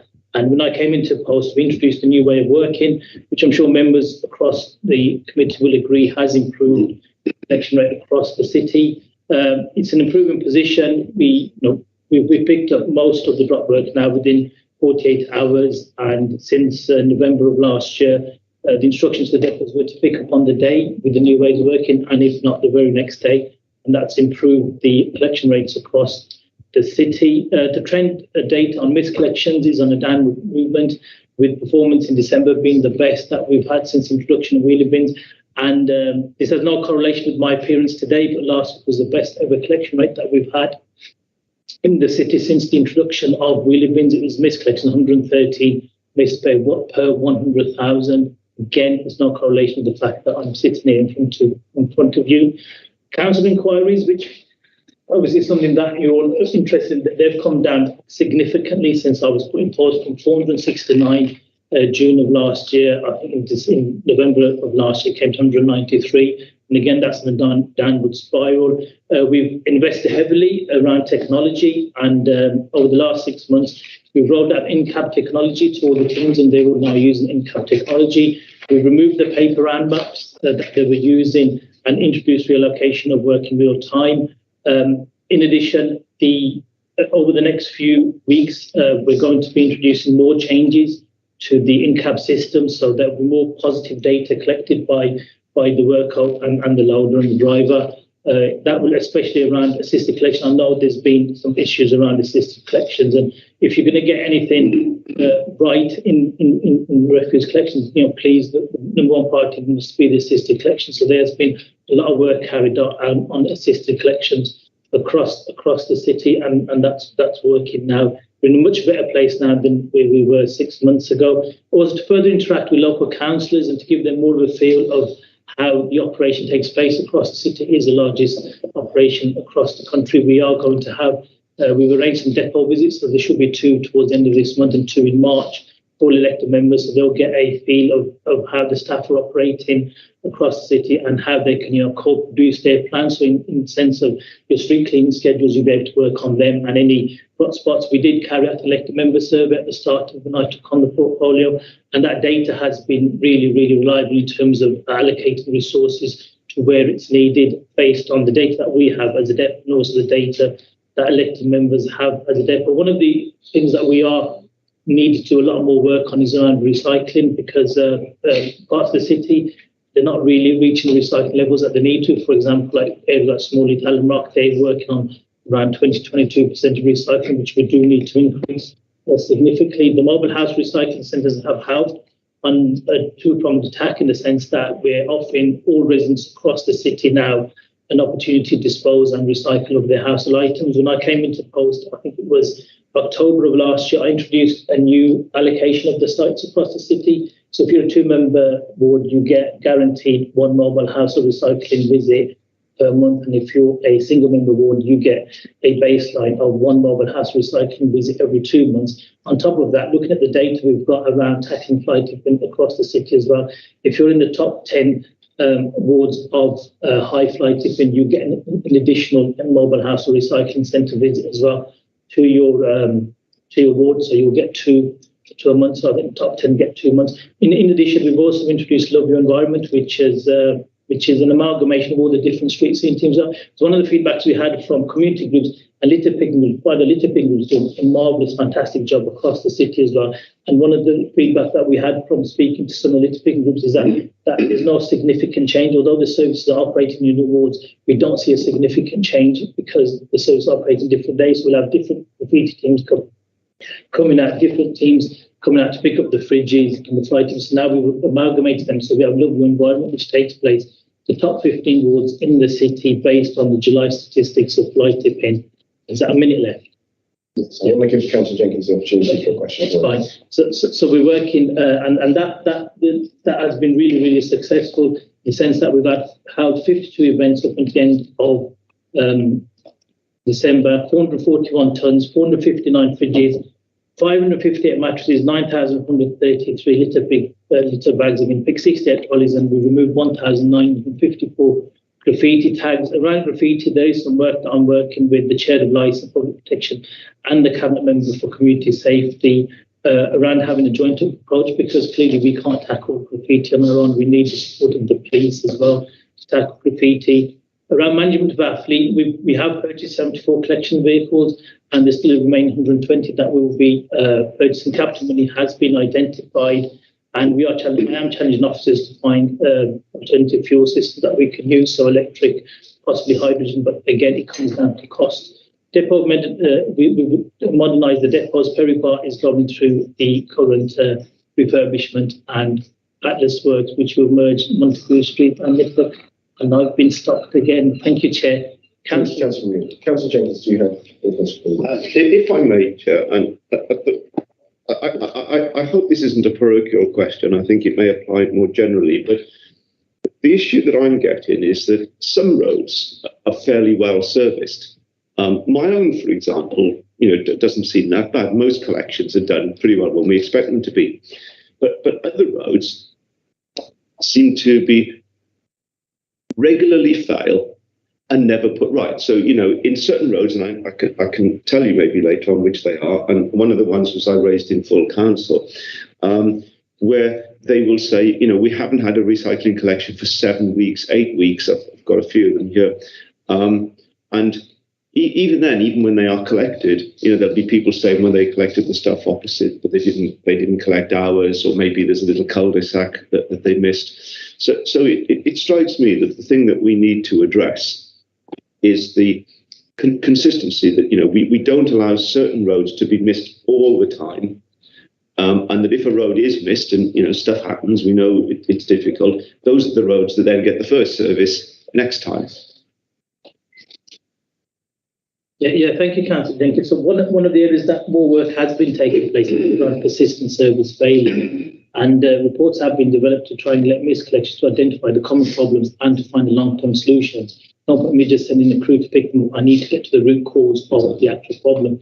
In Perry Bar Depot around Sutton, because of the amount of recycling that has been produced, it's actually a good thing. You produce more recycling than anyone else in the entire city. We've actually put in an additional crew. So over the last few months, I think it was December, we started putting an additional crew because the new resources had to be allocated. They did reroute the routes across Sutton, and there has been 1 or 2 failures, but that's because the coal wasn't available to the newly built properties, apartments and flats, or the crew wasn't familiar with the rounds because we had to readjust all of the rounds going through. But any continuous failures, you need to let me know so we get to the root problem. At this moment in time, we've only got like today, I get the figures, I track check the figures on a daily basis. Never happened before with the cabinet member. I do that to ensure that I can get to the root cause of the problems, because if you have the same road being missed continuously, I actually get the roads named on a daily basis. And most of the ones that are missed is because of access issues where we can't get on there. But the instruction out to the depots are, because you've got the new in-cab system, you'll get a marker on there. You'll all see this when you go to the depots to meet the staff. It'll highlight that there's no, can't get through to the access because of the access.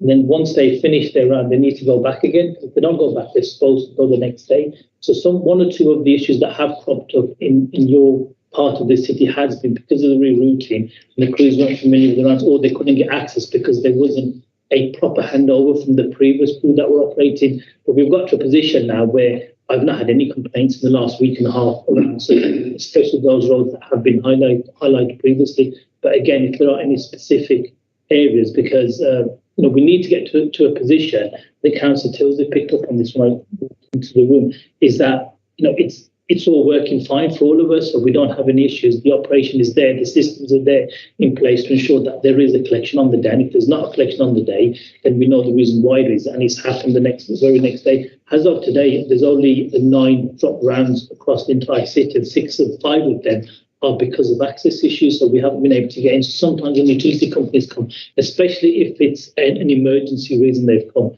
we don't always get notification, which means we can't plan ahead to arrange a collection point. But in terms of certain, you have an additional crew allocated that has caused some issues. But once all of them have been resolved, which I believe they have been now, then you'll get a much better service going forward. No, that's good. I mean, I try to avoid micromanaging it. I'm not going to come to you every time a bin collection is missed, but sometimes I just feel I need to, because it's a problem that isn't getting resolved. But I do impress upon the residents, and generally I think they do agree with me that missed collection should be reported through the system, and we should try and make the system work. Because it's just not viable to have councillors micromanaging every time something goes wrong in the council. And you can see how much I micromanage on a daily basis. Yeah, but you can't run a big organisation with you managing every bin collection, right? If the system has to work, and this is the time I raise it is when I just can't think of anything else to do, and that's what I do. Chair, I'm grateful to you for allowing me to go first. Thank you, Councillor Jenkins. Thank you. Feel free to leave. No, Councillor Baker. Yes, thank you. So we've just, I think you were probably in the room, Councillor, when we were looking at or being talked through the local government and social care ombudsman report. And so that is quite clearly raises big concerns about waste collection. And the fact is that on the basis that it's saying, again, there is significant ongoing systematic issues with council's waste collection service. And I appreciate this is 21-22, so it's not capturing 22-23, but this is the last of the data we have to go with. And so taking that into account then, in terms of now looking from 22-23, what are we doing? And in terms of, I've probably got quite a few questions actually in terms of data, and you'll probably have to bribe me, but do you know how many complaints by the Ombudsman you have had? Is that a reduction? And I'll probably ask these in one go actually, because you could come back to me on these. In terms of, I do agree with Councillor Jenkins to a point in terms of kind of micro-managing, because actually as a cabinet member, and I appreciate that you have live up-to-date data and keeping on top of this, and you can say, okay, well, as of today, I can see there are 5 missed roads. But the reality is that actually it cannot just be you as the cabinet member, and I just would want to understand what processes are in place in terms of who else is having that up-to-date data, can access it, who else is then accountable further down the chain in respect of that data. in terms of, you just referred to the fact you were saying, okay, well, I can see there are 9 drop rounds. How confident are we that that's the actual figure and there are only 9 drop rounds? And that is the true reflection of actually what has happened today. And that we are confident that actually people are aware and are reporting so that we can get the right data. And other question, there's the last one. What are, from your point of view, or what do you think are the root causes of persistent misconnections that you are seeing? Okay, yeah. Thank you, Councillor Perks. You are right. The Ombudsman report is outside of my area of responsibility when I came into the portfolio. But given that I did hold the portfolio for about 9 months in 2018 to 2019, what I can reassure you is that the level of complaints that I get from elected members, community groups, or residents, because as Councillor Jenkins said, residents, they only come to you once they reach the end of their tether. They'll try to go to the normal system to complain, and if they still can't get anything resolved, they'll come to the elected members. It's significantly reduced, and the reason I think it's reduced is two reasons. One, we've got a much better working relationship with the crews, and that's partly because we hold a joint service improvement board meeting once a month. So I speak to all the trade union representatives and staff representatives.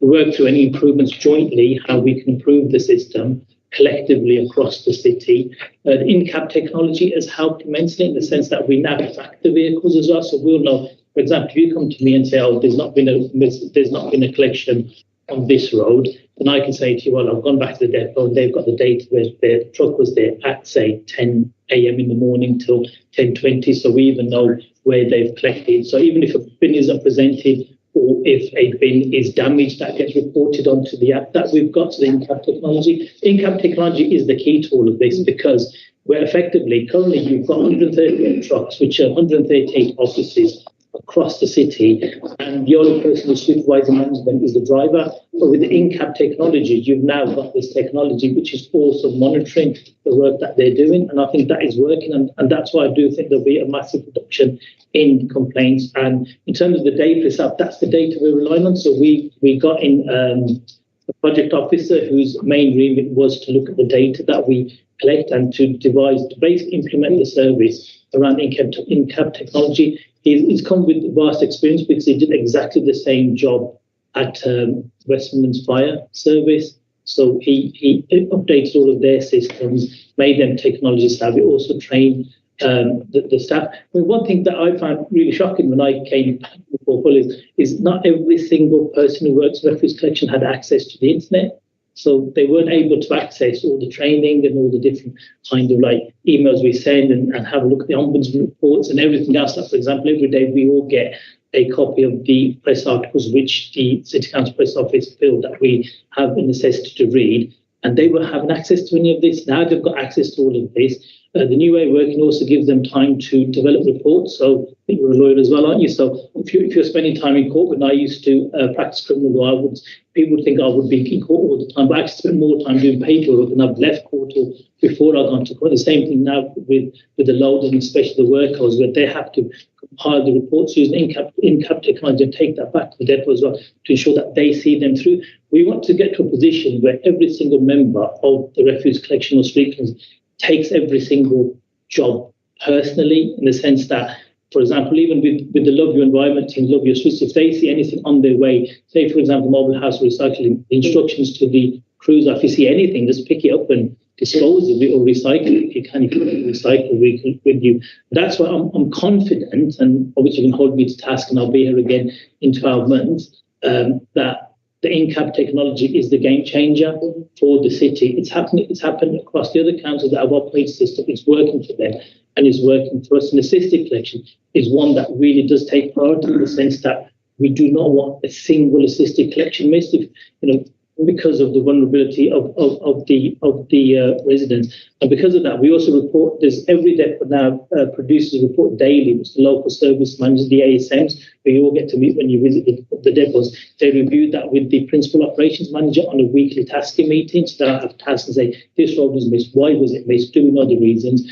sometimes could be presentation of bins. Even now, the in-cab technology is so good that if they haven't presented the bin, it's actually listed on the app to say that it wasn't presented, that's why it wasn't collected. Contaminated bins, that's a big one now because the workers are really picking up on these. So the recycling bins, if they're contaminated, we don't pick them up, we tag them, and then we don't. And then I think we're going to start, or we've already started, with the workers are going to be able to go back to the properties and speak to the household to say to them the reason why your bin wasn't picked up was because it was contaminated. And obviously, I never got to finish my presentation. I had a large piece around recycling. We do need to do a lot more recycling in the city. And part of that is to increase the recycling rates in the city as well. And going forward, we were going to have a massive sort of review. We're always in dialogue with trade unions around the work we're doing, but this will come into it anyway because it's around the assurance, the environmental bill, which will be implemented soon. We're going to have to bring food waste collections across the city, and a third of the tonnage that comes to the Tyseley plant is organic material, including food, which means we're going to have a massive operation on our hands going forward, I think 2024.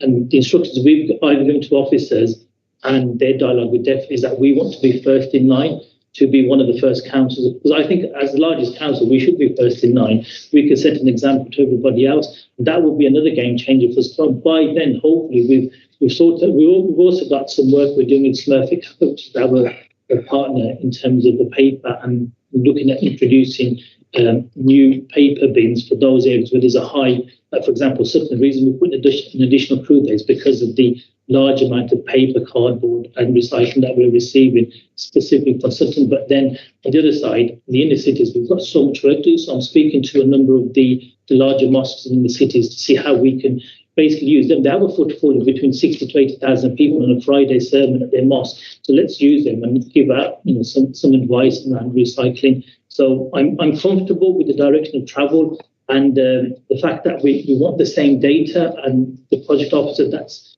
been put into that position, he is coming up with the data which we will all be utilising. And like I said before, 138 trucks out there, they're not monitored now, they are being monitored with in-cab technology. So I am quite confident going forward. And what I've seen, I mean, Councillor Tilsley will tell you, he's been here longer than all of us. The Christmas collections were really, really good this year. And in terms of the data that I've got, when the wheelie bins were first introduced, this was the best that we've had in terms of collections for Christmas. Thank you. Councillor Tilsley.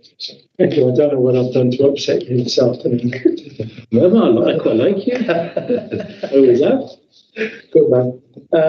It shows you've got good taste. One of the risks that we have of achieving zero carbon targets is recycling, as you've identified.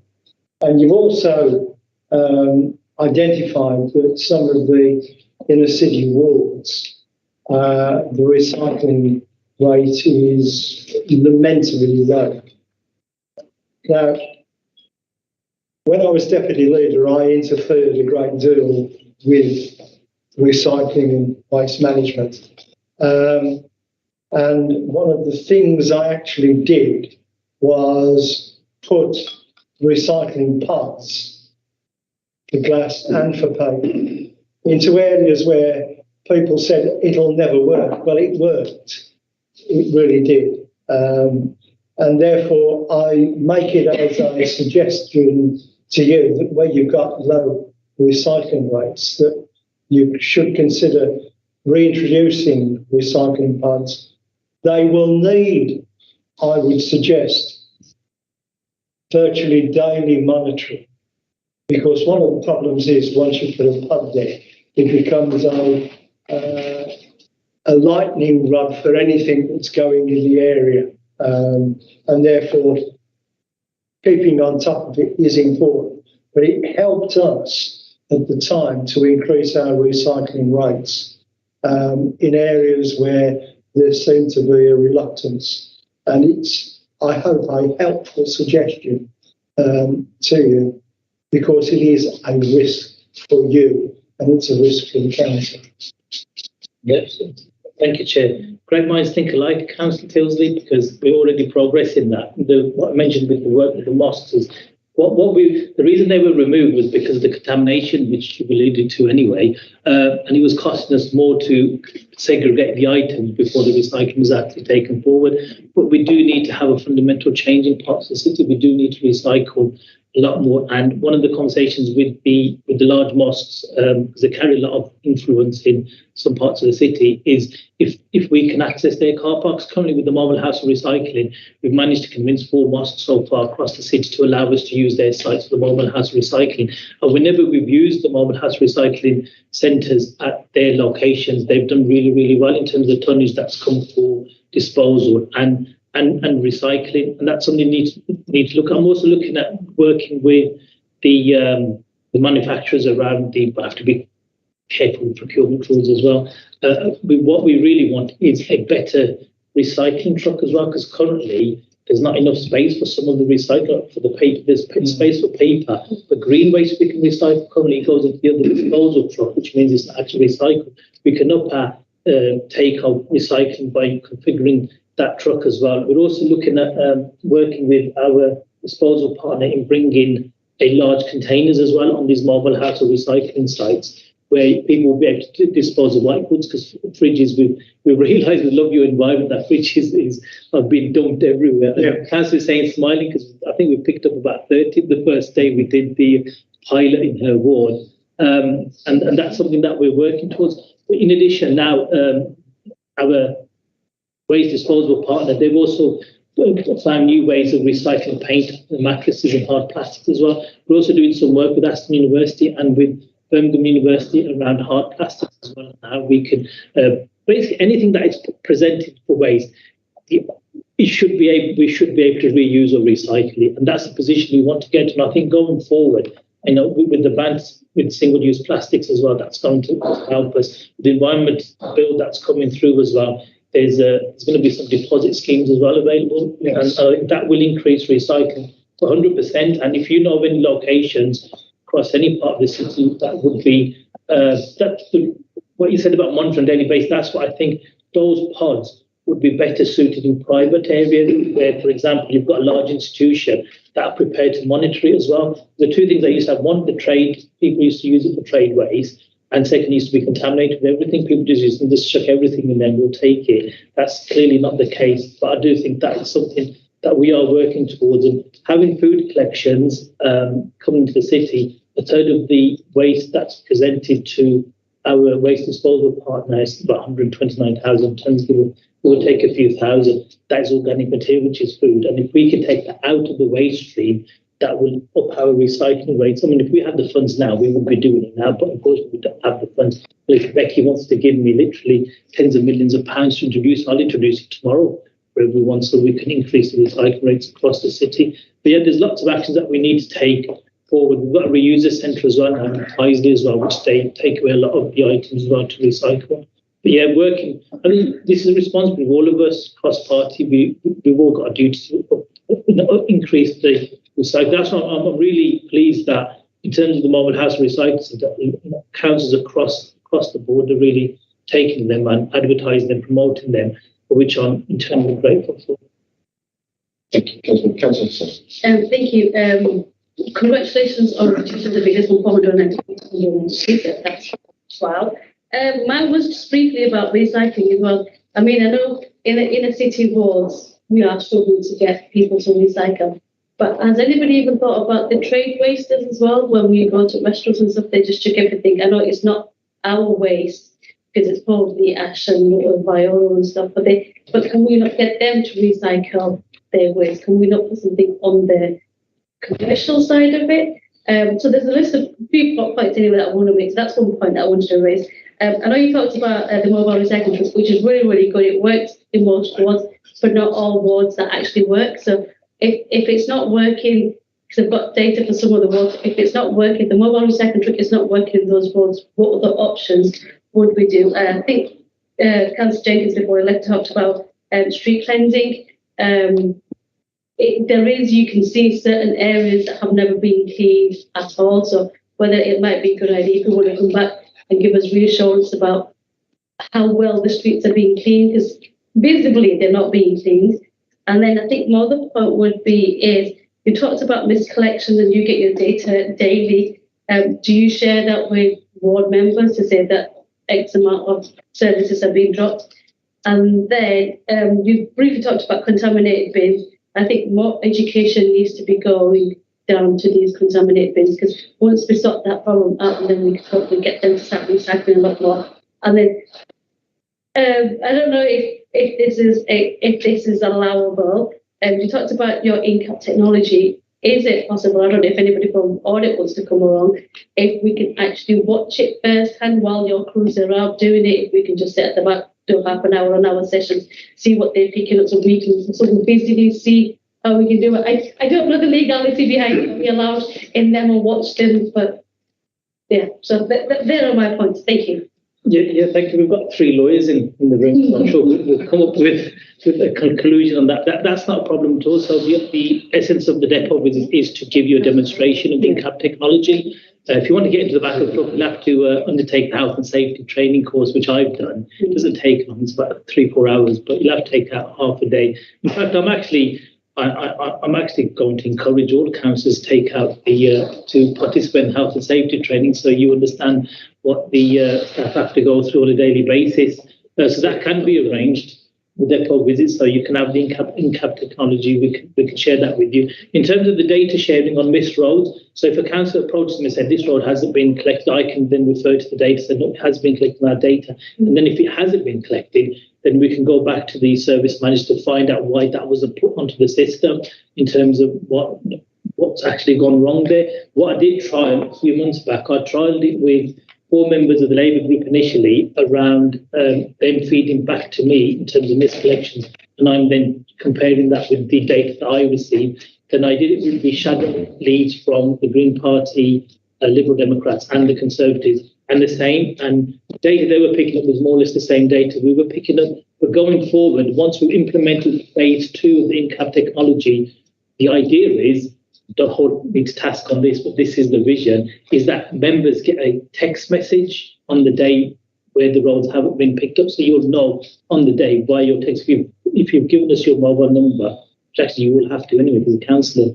mobiles, you'll get that information. Educational programs, I know Councillor Mohammed Idris, he's doing some work as chair of the housing committee, and I think Thursday we're going there, Mark. I think Thursday we're going. I think one of the recommendations which I've had a look and had a conversation with them is around education programs, which we're waiting on the procurement for the disposal contract to come through, so we get some social responsibilities from our partners as well to bring that in across. And I've spoken to my colleague, Councillor Karen McCarthy, and it's going to happen. We're going to start rolling that out. So currently there is a small program, but I wanted to go out to every single school. I remember when wheelie bins were introduced, the school that my children were then at, and it was a primary school, they were given a whole lecture around recycling in the bins.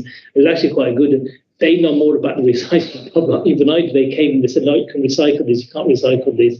And it's working. I think that needs to be taken. I'm also looking at the mosques as well, again in the inner cities, to see how I can interact with them in terms of the recycling agenda. And the contaminated bin, we do get quite a lot of the contaminated bins in Park City. In fact, because the workers are really pushing contamination of bins, it's gone quite high in terms of contamination across the city. But again, that's also feeding into education with the residents afterwards, where we speak to them and tell them that we didn't pick up because it's contamination. I get quite a few emails from residents saying, oh, my bin hasn't been picked up last week. And then I say to them, can you just send me a photograph of the bin? And more often than not, it's because it's contaminated. I go back and say, look, I'm sorry, but it's contaminated. So what do we need to do? So this is what we need to separate the material, then it will be collected the next time round. And it works. Around the street cleaning, you said that the streets aren't as clean as they should be. There's always room for improvement. It was up to me, if Becky on my left gives me lots of money, I would actually sweep every single street on a daily basis.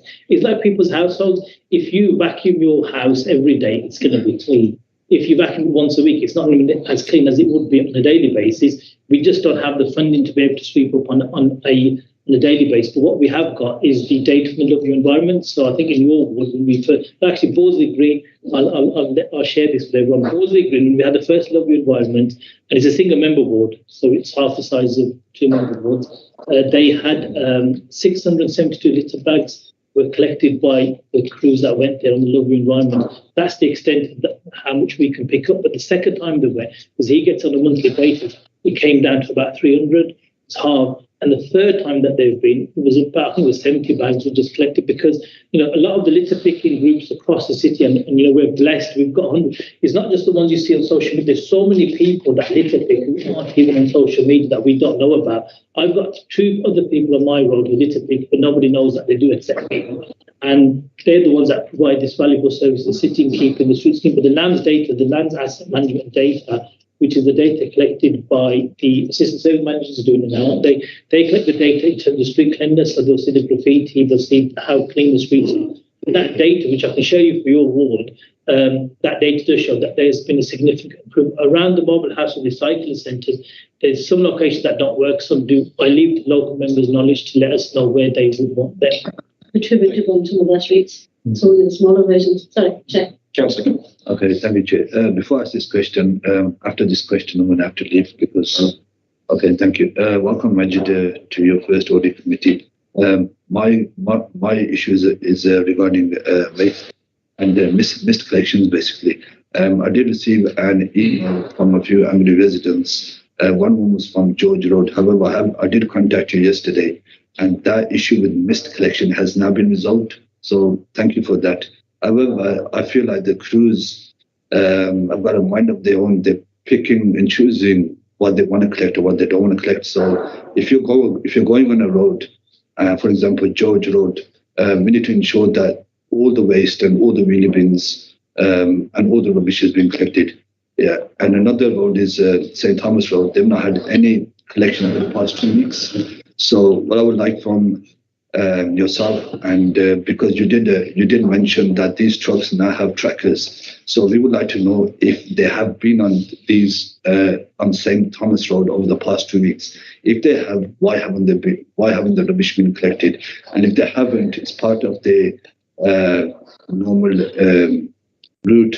Then why didn't they go on St. Thomas Road? And why is the rubbish not being collected? Yeah, thanks, Chair. Specifics there that perhaps would be better in future taken offline, but I think as a demonstration of the fact that you extol the virtues of the system, we could use this as a test case in terms of testing that control. Yes, so the difficulty we have in parts of Council Khan's ward is that we have lots of flexible shops, and what we have done, we've invested in sack rounds across the city as well. So where we've got flexible shops, some of them get more than a weekly collection. They get twice, or sometimes even 3 times a week, because a lot of the people in the flexible shops are just depositing their waste outside because they haven't got wheelie bins. There's 65,000 properties across the state. That's the reason why our recycling rates aren't as high as they should be. The 65,000 properties don't actually have access to recycling facilities. The specifics that is mentioned, I can take them offline, and they have been reported to the depot, and we will have that data to check whether why the collections were missed. In terms of George Road, the other problem we have on parts of Scotland Green is there's a significant amount of HMOs in Scotland Green as well, and exempt housing, which means that if you've got a HMO, the bin that's there, which is a normal residual bin, is probably not large enough for them because there's nothing that's being produced. But the good news is that working with housing, we've got £100,000 where we've carried out assessments of all the HMO properties across the city to reassess that they've got the actual bin that they need. Because more often, we've even got these new 360 recycling bins as well, try to encourage recycling for those properties as well. So that would be rolled out soon. And the other issue we have around parts of Scotland Green is, well, you've got the main road, the slave road, there's lots of flights that take place where the stacks are deposited. If you've got the flats above the shop, they deposit their bags, and that attracts more fly tipping. So we have got a waste prevention team who are doing an incredible amount of work speaking to the owners and occupiers of the flats above shops. And part of the Love Your Streets team's remit is work with local elected members, such as yourself, and try to get to the root cause of why these are happening. I know at some boards we've got enabled action coordinators as well, and they also getting involved. And knowing Sparkle, we've done some work with them where we've introduced bins in places that we didn't introduce before. On that, I'm also reviewing the bins policy across the city as well, see if there's any changes that could be made in order to ensure that we get the most amount of waste presented to us that we don't have to pick up as part of the people just write it and anything like that. Thank you. Councillor Shaw, final question. Yeah, Majid, obviously I won't ask any question in relation to waste collections in my ward because that's not the purpose of this committee. Would you be getting any funding or do you have any funding to clean up the private alleyways? So we had this year £803,000, which was specifically designed for the public alleyways, where there's a public right of way, and for those which are orphan alleyways. For example, you had to develop that on the alleyway, but for various reasons, bankruptcy or lack of management, then no one's actually bothered to clean them, so we can clean them. I think we've cleaned all of them now. There was a handful left, I think 30 left at the end of December, so I'm assuming they've been cleaned as well. Private alleyways, what we can do is we can work with you in terms of clearing the site, but we do need residents buy-in. They need to sign a disclaimer because obviously they will be there. But we don't really open it up for, it's like cleaning someone's garden. We just don't have the funding for that, but we're more than happy to help. We did this in Holyhead Ward, we've done it in Handsworth Ward, we've done it in Small Leeds, Spark Hill, so there's a number of instances across the city where we have done that. And just going back to one of the questions Councillor Shubhani was saying, picked up on, is around municipal waste and speaking of traders. We have 20% of the municipal, we have 20% of the waste, 80% of the waste isn't ours. And we have started a piece of work jointly across the different directions in my portfolio to explore and identify the whole waste journey in the city in order to bring about those improvements. Thank you guys for those questions, and thank you for coming in front of us today. Very much appreciated, and we look forward to seeing you again. Maybe in a year, it might be sooner than that if we can manage to squeeze you in. But thank you very much for that, colleagues. Okay, just to note that we've had that update from the Cabinet Member for Environment. Thank you, colleagues. And then I move on to the final substantive item, the risk management update from the Assistant Director of Audit and Risk Management. Yeah. Yes, thank you. This is actually exactly the same report that was on the last agenda. It was only 2 weeks ago, and it didn't manage to get presented. So we cover risk management generally as, is risk management itself effective through these reports, and drill down into the individual risks when you've got the relevant cabinet members and chief officers in front of you. So this report was last here in, got a few changes to report on page 19. So rather than having emergency planning, including terrorism, all rolled up into one list in the top right-hand corner, it's been split down into 2 lists because they are mitigated differently. So one is the failure to maintain critical programme city council services during an emergency. The other one is the risk of failure to respond to an emergency. The budget allocated a residual likelihood and impact rating of medium and significant. Then I think when you had the update on digital here in October, it was already sort of heralded that the next update would reduce the risk of cybersecurity. That was largely off the back of a lot of investment in the run-up to Commonwealth Games and the loss of personal and sensitive data. We've also removed the Commonwealth Games delivery risk for obvious reasons. We've still got the Commonwealth Games legacy. We always have those 2 risks. And again, they were very different. Set out your responsibilities on page 92. And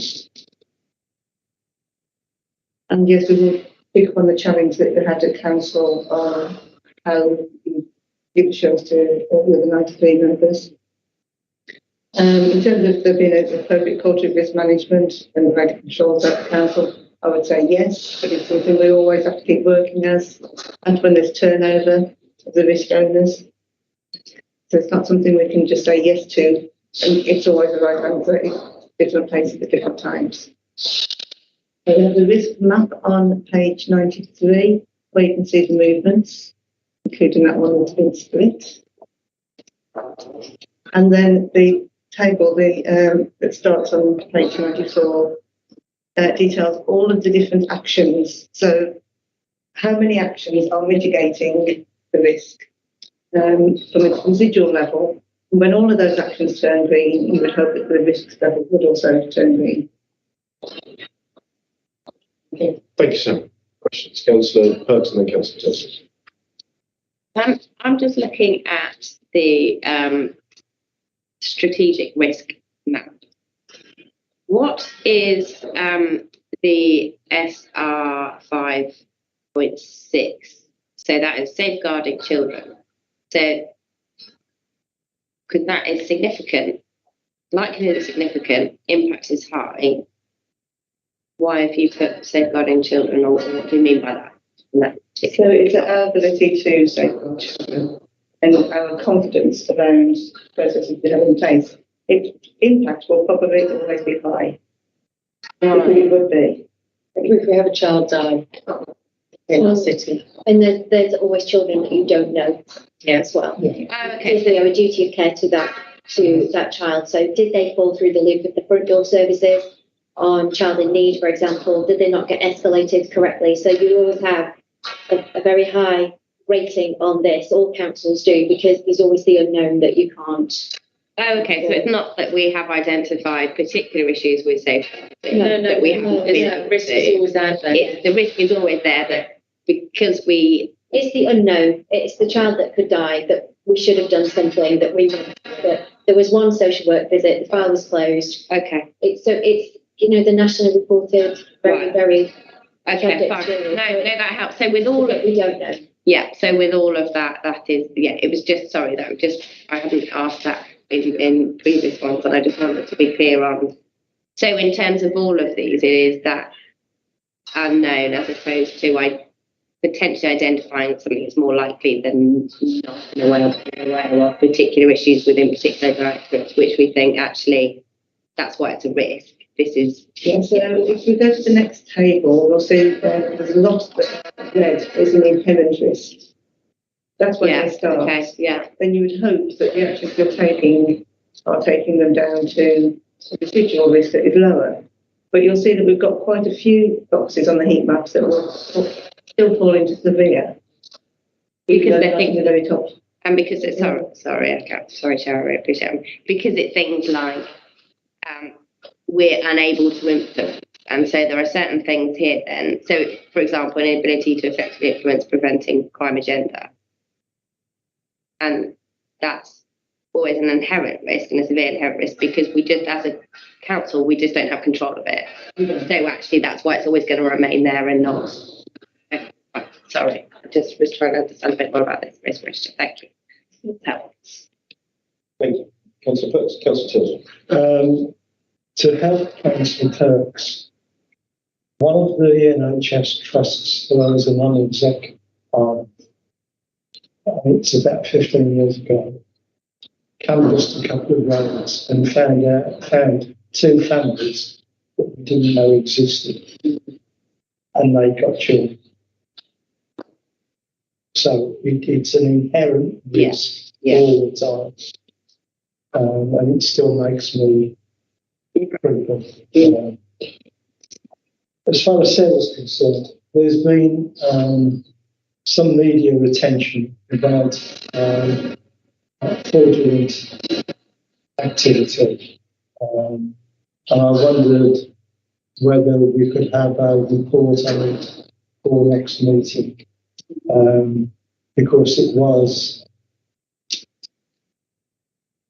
an extremely worrying case. Sure, you know the one that I'm referring to. The one that's recently had a custodial sentence. Yes. Absolutely, very happy to. Yeah. Because there's got to be lessons learned from that.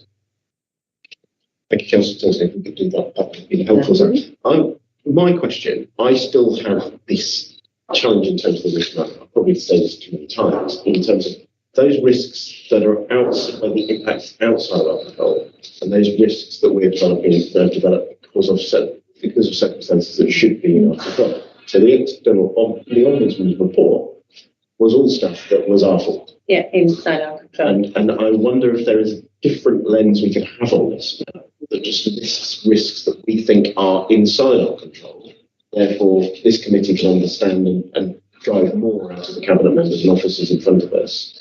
and those that are, so the safeguarding children could be interpreted in different kind of ways. It could be talk about the failing to send related issues, but it could also be the unknown children and asking that we are unable to do anything about it, and we really expect anything other than the fact that, you know, something happens if there was a fire at a school, for example, which is completely unrelated, that would be in there. But if there is a sense that one of those schools has been consistently refusing to engage with us on fire safety issues, we know about this different issue. So I'm wondering if there is a way of getting this risk map and maybe forwarding this up to CLT to talk about what risks should members expect to be under the control of CLT, and what risks are outside of that control, so therefore mitigation takes place. So, as you rightly say, safeguarding children in terms of the unexpected will always need to be read. Safeguarding children within our SEND service and not allowing, making sure our home school transport system is functioning well. Yes, it might be worthwhile if I can get one of the who have got an operational risk register, but also linked into here, so it's in the two sides of the coin. So I know that housing, for instance, has got a subsection of that strategic risk, and it's a lot sort of bigger than what's in the risk register for the strategic risk register. The strategic risk register is the big issues. Therefore, they move slowly. But I wonder if it's the remit of this committee to be much more focused on the operational risk register, in order for us to be able to feel that we are challenging the cabinet member on those risks, and we can have a positive outcome of seeing those risks from red to green. I think, Chair, if I may, I think that's possibly something we need to discuss with the committee, because I think we do need to be a little bit more focused with the cabinet members around the risk register, because we do very, very quickly go into the realms of scrutiny, and we don't want to tread on the toes of scrutiny. But I think if we had, using this risk heat map that we've all got, perhaps just being a little bit more focused on the cabinet member, we need to focus on these risks, and please, because we have had now 2 strategic directors who've barely spoken. Yes.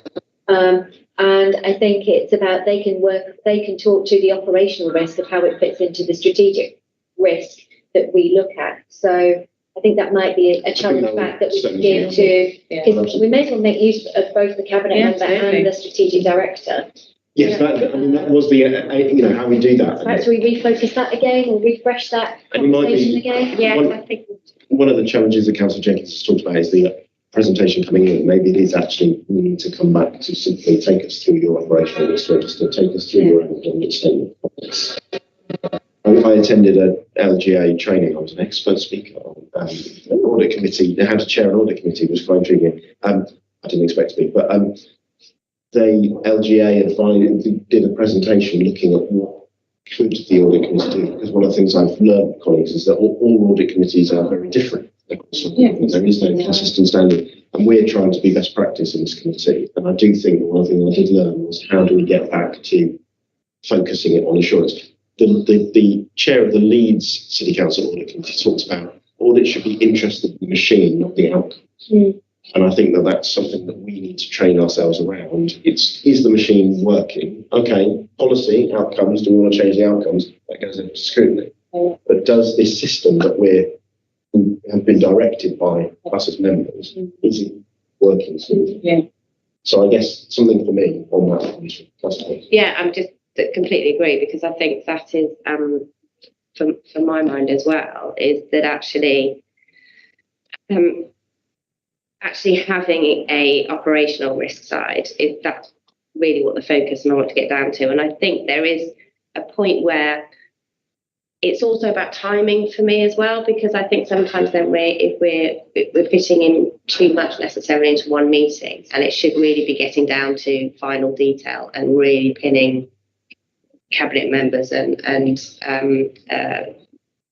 for any directors to actually be really pinning them down on the operational risk side and understanding that. And that's part of just us having as much information as possible to understand what that might be, so we can ask the right questions, because I think that's partly sometimes with me, where it's you're saying, okay, well, the cabinet member, and this is their huge portfolio, but you can't possibly then think about, okay, well, all these different things you're looking at, what possibly might be the risk, because it's just too big and broad. Whether if it's just being a little bit more focused, and so something like that would be helpful for us. We'll take that away as well. Any other colleague with questions? No. In which case, colleagues, can I recommend that we note the progress in implementing the risk management framework and the assurance oversight provided by CLT, review the strategic risk and assess whether further explanation information required from risk owners in order to satisfy itself that risk management framework is consistently in place. Well, I think we've done that, or we've got an outcome of that, which is that we would like to see in future a focus on operational risk to do with the assurance sessions and for everyone that comes in front of us. Can I get those? Okay. Thank you, colleagues. Schedule of outstanding minutes. We have item number 10. We have a number 442 in the March 2022 meeting took us a while, but we got that and that's been discharged, so we can remove that. The number 513 from the October meeting. I think that's been discharged. That's now been discharged. Emails from Sarah Dunleavy, Sarah Pitt, and Peter Bishop. On that one. Just to make sure we got it. Excellent. In which case, can we turn that grey so it remains in the next one as a grey, just in case there are any comments. And the 529 from November, we did discharge that with Councillor Kottnicker and Mr. Hockaday, Mr. Arnott coming to our last meeting. We've still yet to have a response with regard to the eligibility for school meals during the holidays. These are the training response programme and the outstanding queries based on. So that one needs to go red, and the other two, the red one needs to go grey, and the grey one can go. And any others added from something. I think we've got a couple every time can be added. Colleagues, thank you for that. The date of the next meeting scheduled to take place on Tuesday, 28th of March. So we have a whole 6 weeks before that. And 2 o'clock in this room. And then number 12, any other urgent business, to consider any items of business. So we note in that the annual report of Audit Committee went to Council on the 7th of February. We had a good discussion and some challenging points raised by the Conservative group. I did push back a little bit and say, well, you know, there is an opportunity to raise these issues, please do that. Glad that Councillor Jenkins has come today with some of that. I do encourage the apolitical aspect of this committee to ensure all groups have, are involved in setting the agendas for these meetings. But the Conservative group leader did really challenge us to think about how do we expand the report that we put in front to give a summary of the year's work, and I'll talk separately around that. So that would be about perhaps a little bit more of a capturing of the discussions with the assurance sessions, what the purpose is, and I think virtual is that good. And then obviously those updates in terms of the ombudsman report and the annual accounts and external auditors reports. In which case, I then move to authority to chair officers. In an urgent situation between meetings, the chair, jointly with the relevant chief officer, has authority to act on behalf of the committee. I agree. Thank you, colleagues, and thank you for Thank you. Thank you.